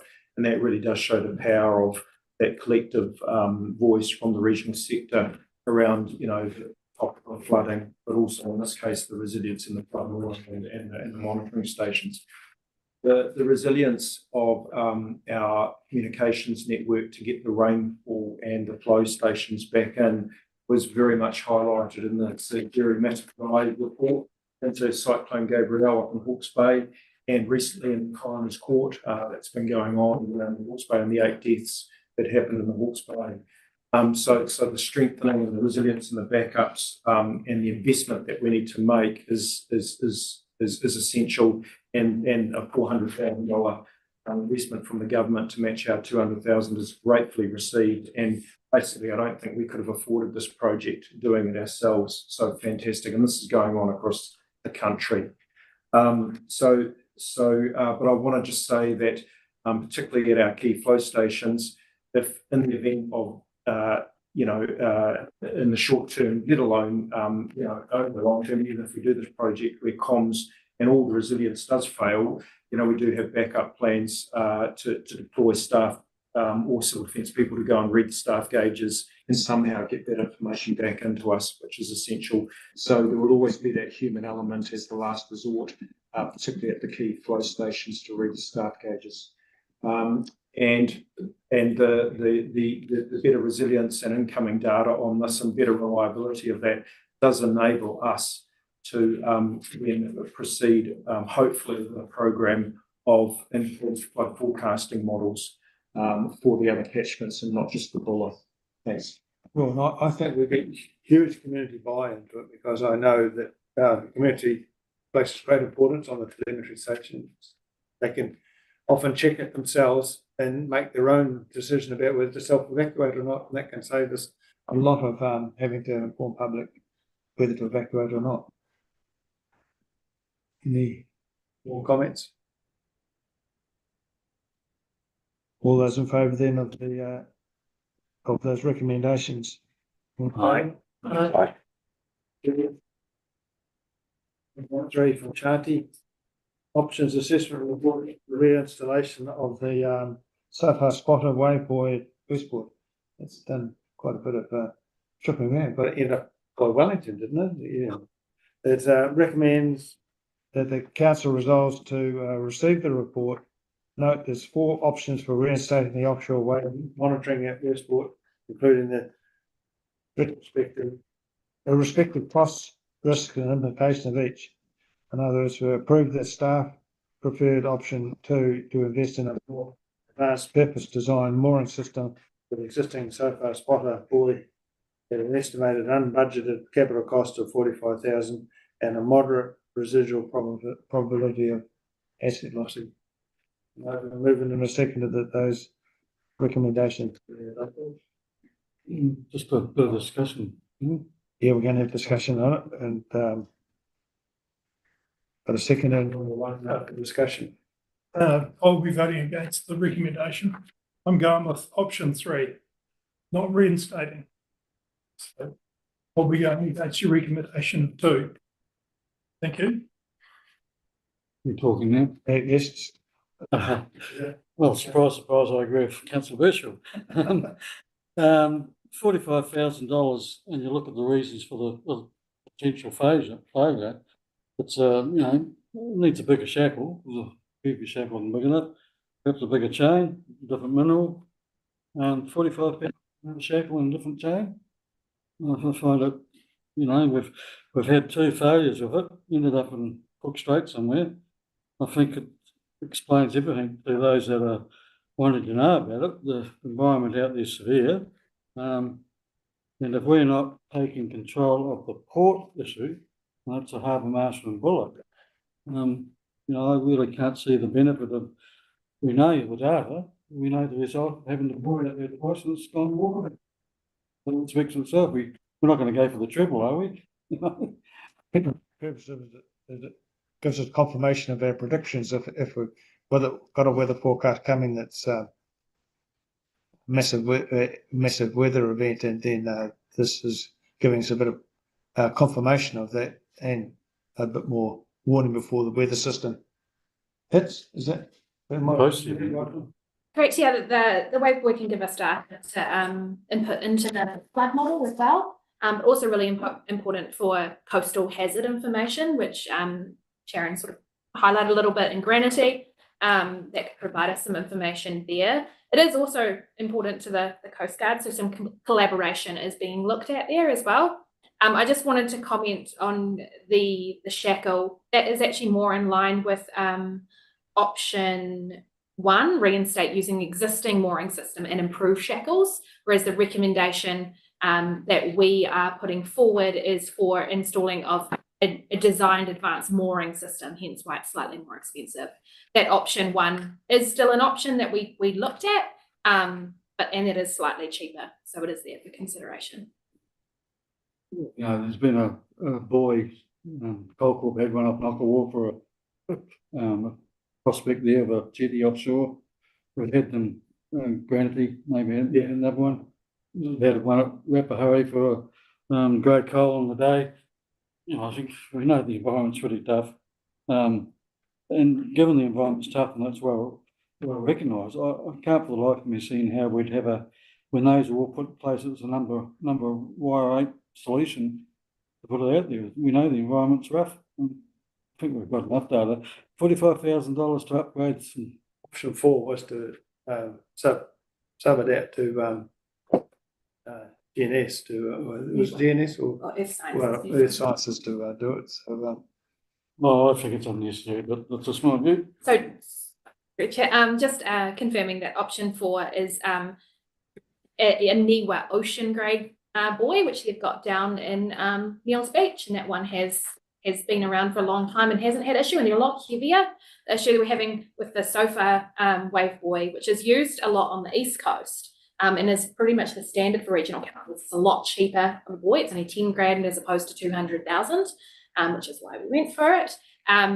Has proven to, not quite stand up to the West Coast wave. And so we are looking at options without going for the 250,000. Gave that to council as an option anyway, just in case. So the $250,000 option would have far more reliability and less risk, but obviously is a huge capital outlay. There's no we're going to pay for it. They have not offered. If we go to option we four. pay them for it. They're not anywhere near either, are they? It's Science New Zealand. So excuse my ignorance, having only been around the table for a month or so, how frequently have we lost it in these last two events? Are we talking months apart, years apart, decades apart? About 6 months apart. How long was it out there before the first failure? Be about the same amount. I'm not sure if you can get the exact, but it's about that. We've only had it really a year. And the first time it was total loss of the asset, and it was replaced through the Resilient Westport funding. So the DIA agreed. It was originally funded through central government. Central government replaced it at full cost. It's unlikely that they'll do it a third time, hence why we're looking at a different. With the Resilient Westport Harbour Master, Regional Harbour Master, are they thinking of putting a buoy in for that? That is something that we could explore. It is an option if that contract gets signed. I think you're getting a paper today on that, potentially. And so we could look at different funding options for this as opposed to the general rates, and that might be one that we could consider. No discussion? Why don't we get a big ship anchor and throw over? So Get an anchor off a big ship and throw that over, and that'll go. yeah, I think it's the check that undoes, isn't it? It's the lightness of the buoy getting bounced up, causing the shackles to. Would it be an option to defer this decision and look at other funding options? Would that satisfy everyone? Yeah. Would we like an amendment to the Propose an amendment. That be adjourned to look at further funding options or alternative funding options. Defer. the seconder for that amendment? Thanks, Peter. The amendment is that we look at alternative options and come back to the council. Just to confirm, is it alternative options, but you like option 2, or do you want me to look at funding options for all 3 of those potential options? Well, I think we look at funding options for all 3 and come back with possibly other funding options, and then we can assess it all across the range. Well, the motion's been put. Is everybody clear on the amendment? All those in favour? Yeah. Yes. Was Yeah, it no, yes? I'm with it. Yep. It's unanimous. On the flood reports, the 11th letter report on October, October and the 25th of October this year, it was recommended that the committee resolved to receive the report. Second, thank you, Jackie. Ashley, thank you. For discussion. About anything? No, I just so this is a relatively new practice for the regional council. We've been doing flood reports for the past year and a half, and the information on here is very valuable to emergency management and also our river engineers. And I think they're good floods to have, but get everybody sort of fired up really and ready and with no real well, not too many dangerous results. Any more discussion on the item? All those in favour? Do we have a move in a second for that? Yes. All those in favour? Against? Carried. Mr. Chairman, I wonder if I could just After that, and I wonder again whether there might be enough further action here. I actually think these are really, really good, and I wonder whether we should take an action to send the report to the relevant rating district chairs.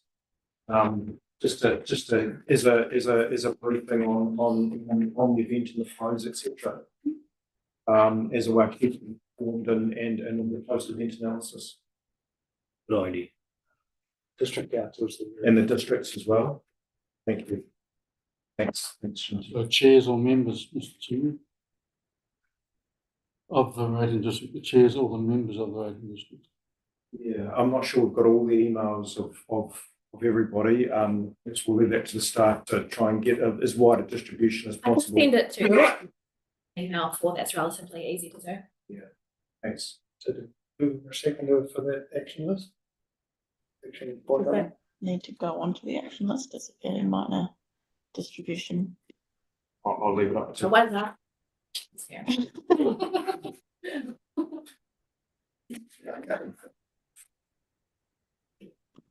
All those in favour of receiving that report? Right. Yep. Thank you. 8.5, Regional Waterway Health and Quality State Report from it's a report on the state of the environment, waterway health and quality state report.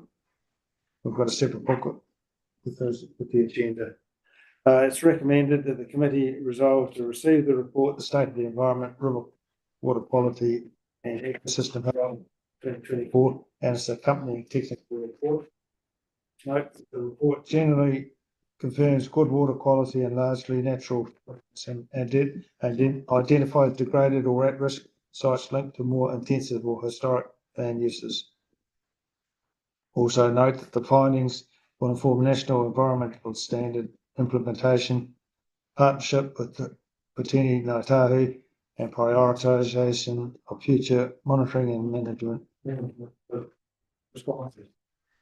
I would endorse the planning catchment coordination sciences teams working together to develop and implement targeted responses where water quality attributes are at or below national bottom line.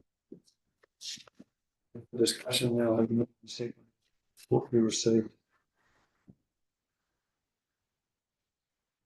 We'll discuss it. Auntie? Sure, I'm happy to cover some main points. I've got Johnny here as well, who's the key report writer. We did do a lot of workshopping around our State of the Environment report early this financial year. And that was really our what we call our glossy, whereas what you'll get over the next few months is all the technical reports behind that information. And it's really important that we have good technical reports so that we've got clear evidence base for our work. To inform our regulatory team and our policy team to make sure that the decisions we're making are based on something that we've created. And I just really want to commend the team on the quality of this report. I'm really happy with it. And just noting it's the 5th ever technical report on state of our water quality. And just noting to follow this will be a trends report. So yes, you're seeing some things here which you might go, oh, these are red, but what is really important is it getting better or is it getting worse? Because that can really inform us on what we do as well. I found it fascinating, quite reassuring too. So I reckon great thing to have. Thank you very much. Any comments on it? Just yeah, as Shanti said, there's a trend one coming out, and we'll get some other ones on air quality. Yeah. And so it's quite good having a history of them too, to look through and see trends that are going up or down. Yeah. If I may, in direct conflict with what the chair said earlier in his chair's report at the council meeting, probably going way too far down the operational. What are we going to do with this information other than let this report come to the grade, it hits our agenda? Have we got a proactive media? It's supposed to be, so it is officially summer now, you wouldn't believe it looking outside. Are we going to do anything positive to prompt, I guess, the use of our recreational assets we've got around the place that have fantastic water quality and let people know about it? Or similar? We have been working with comms to highlight our contact recreation monitoring program, which is slightly different to this. You want to touch on that? This report contains the contact recreation function. So LAWA, have you heard of Land and Water Aotearoa, which is the all councils across the country stick their primary contact recreation results in there. But are you sort of referring to maybe more promotional? Yeah, probably more so, I guess. Yeah. But I personally haven't heard of LAWA yet. I have now. And if I haven't, I suspect Joe Public, who's going to take their family for a swim somewhere, probably hasn't either. Some of them have, Yeah. some of them haven't. But we try to normally this time of year we might work with the media team and think about some kinds of things to get out there, telling them about LAWA, telling them about contact recreation cycle. Pros and cons in general, so we could definitely look to them and get some. Yeah, and I say I hadn't thought about, usually our media is around where not to swim, but I guess what you're saying is turning that on its head a bit and highlighting those really great water quality sites. Unfortunately, there will be times when we have to do that, but Yeah. in your average year, actually the water quality is great, and here are some great safe places to go and recreate with your family. If I remember rightly, last month the chair's report would Yes. Promote the LAWA and the boat people to summer coming on to make the boats all clean and dry. Yeah. Easy. Any comments from the floor? Mr. Chairman, can I just comment that, right around the country with a lot of our other regional council colleagues around the country, these reports are very, difficult and controversial. Because, in a lot of parts of New Zealand, the water quality isn't heading in the right direction. For us, while we do have some hotspots, this is good news.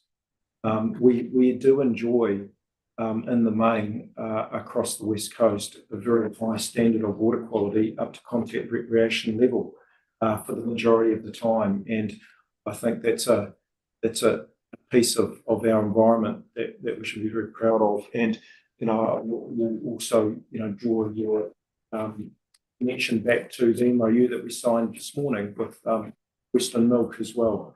So it's not just the fact that we've got this outstanding natural environment where, we can swim. A lot of our consent holders, are also performing very, very well in terms of their responsibilities with the environment. So this is good news, and I think we should. It's great to be able to be sitting here and giving you good news rather than what many other chief executives around the country have to front up and get the bad news on this.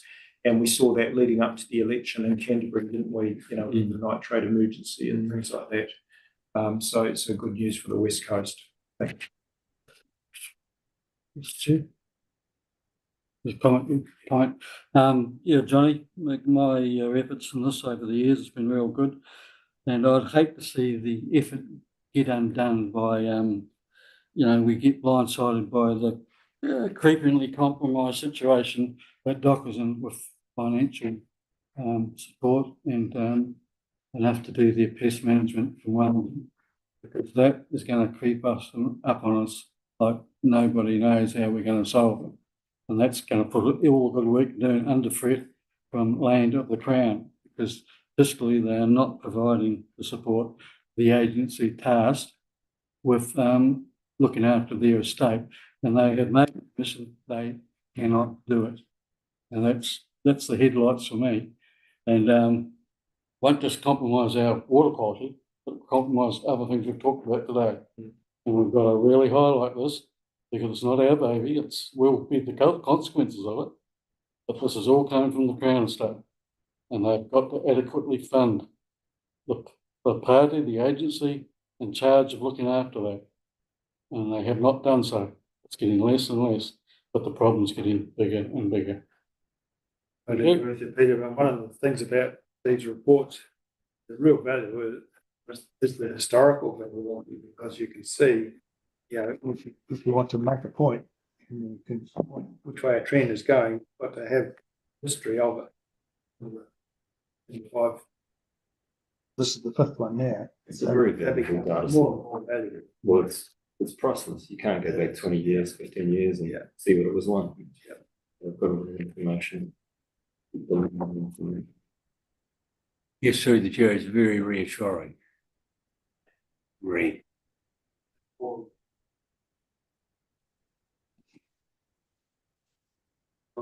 Moving or seconded that the report be received. Voted. Jackie, thank you. Aye. 8.6. From that. Regarding the HECA submission on contract approval. It's recommended that the committee resolve to receive the report.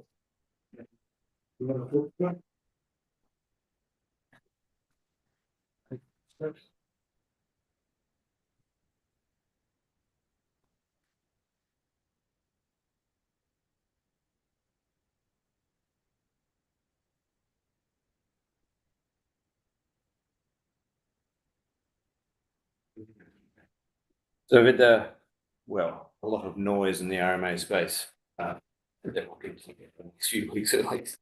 But with fast track approvals, meaning introduce some changes to the fast track process. And so a submission was made by TU. That submission you support it. So that looked at reducing council's role. The concerns of TUK were reduced council role, mandatory pre-application consultation with council, no longer required under the fast track. It's good and complete decision making. Reduced engagement increases the likelihood that we get incomplete advice on some of those applications was the main thing.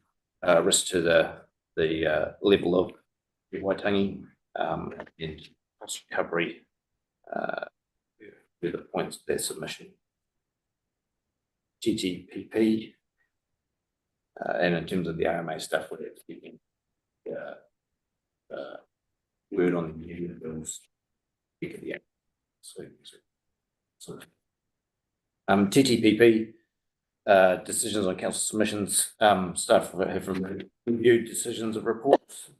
The key accepted changes were monitoring equipment permitted heights have been increased, vegetation credits rules have been improved, conservation activity definitions have been expanded, and aircraft noise law has been updated. Highly productive land maps have been corrected, and high coastal natural character overlay has been reduced. And the rejected submission points, we've decided that there is no significant consequences to council in the operation. So existing land uses, and that's to reiterate, existing land uses are protected under the Act, but new activities may need have more consenting requirements. Digital transport, the total mobility digital card system is working. Yes, it's working and helping us providing data. Yeah. So we'll look at the reporting on that and seeing how that's going. So, Mr. Chair, can I just reiterate, really being very crisp around this? So, in terms of the TTPP, from an operational perspective with our flood schemes, hydrology, and that sort of thing, we've looked at the relief and we don't need to appeal the TTPP through the court, like other district councils are representing their interests, and also looked at our planning functions as the regional plans and RPS and those sorts of things, and again satisfied that everything is over there. So really just confirming that the regional council as an operational entity will not be, I think this is right, Matt, an appellant in the court around TTPP. Is that what this is about? Yeah, that's exactly what it is. But I do want to stress that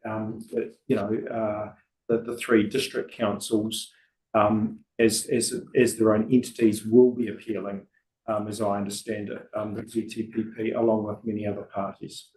And so the appeal process period has been extended by a couple of weeks, and it's gone through the courts. So that will be now 8th of December, be closing date for appeals, and then we preparing a report for the court in the year.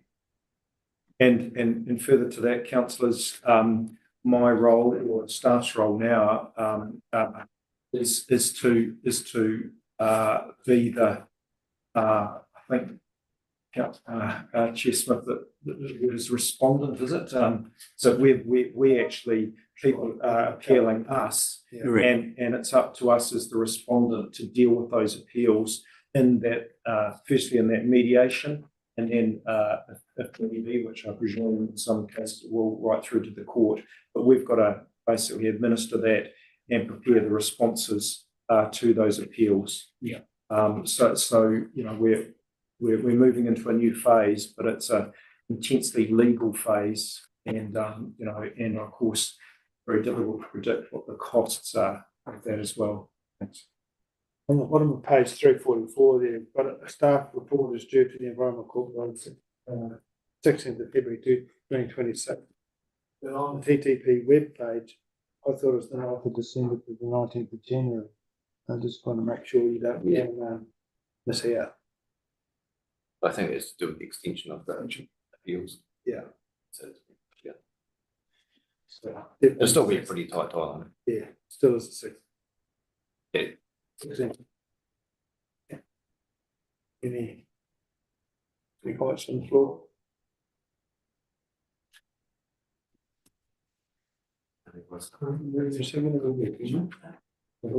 We're moving to a second that the resolve to receive the report.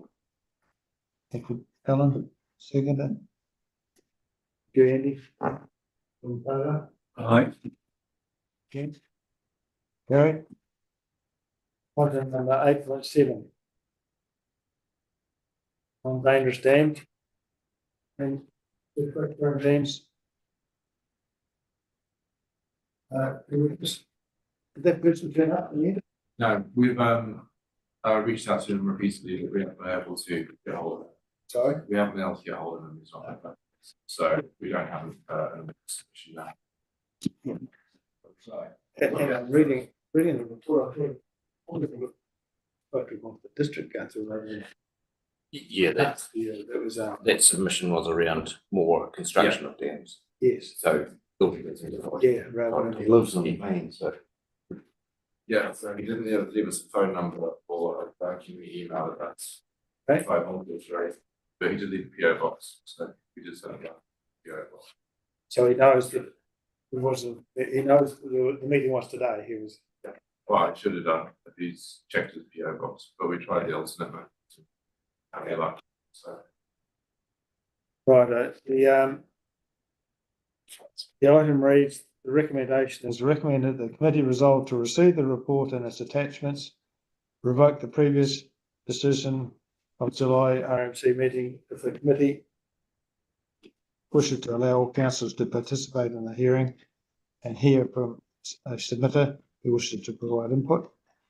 Note, staff analysis and recommendations on potential updates to the policy, or agree on any updates or clarifications to the policy for final approval by the council, including A, accept the policy as currently drafted, or accept the policy with amendments, or C, reject the policy. Can I have a movement as to which part of the policy we go for? Should we be removing 2A now that there's not appearing from the submitter? Yeah, okay. and just on that revocation, that was just a panel to hear the submissions. Oh, yeah, from the They're participating in a lot more submissions. Okay, well, let's go accept the policy as currently drafted. No, moving to second along this. Connor. Excellent, thank you. Discussion.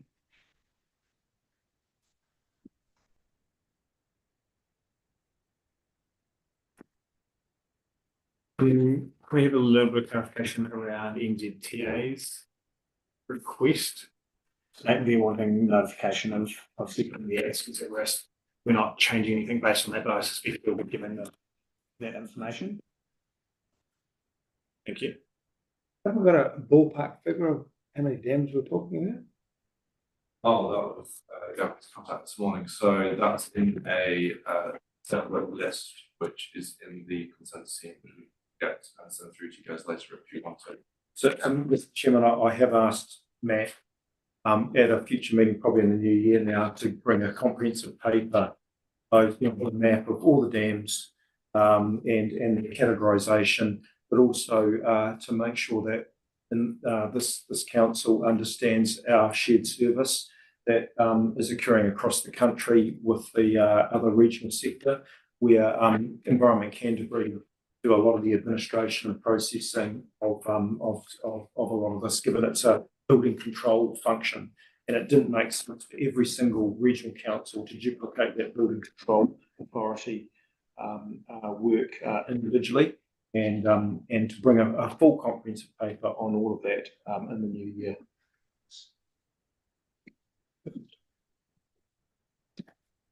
Any more discussion? Oh, can we have a move and second that? Move and I think is Colin and Ashley that we accept the policy that is currently drafted. All those in favour? Aye. Yes. Sorry, Mark, keep forgetting to look at the picture. Yep, no, that's me.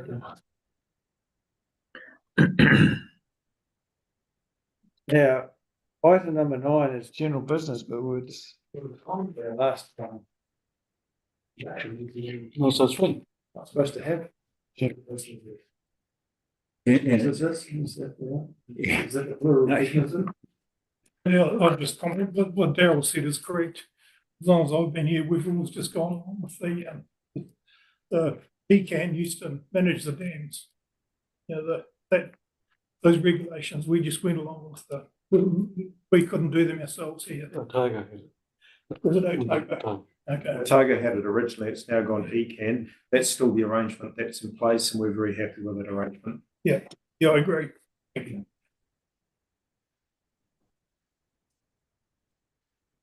Well, there's no items of general business, which I don't think we could have anyway.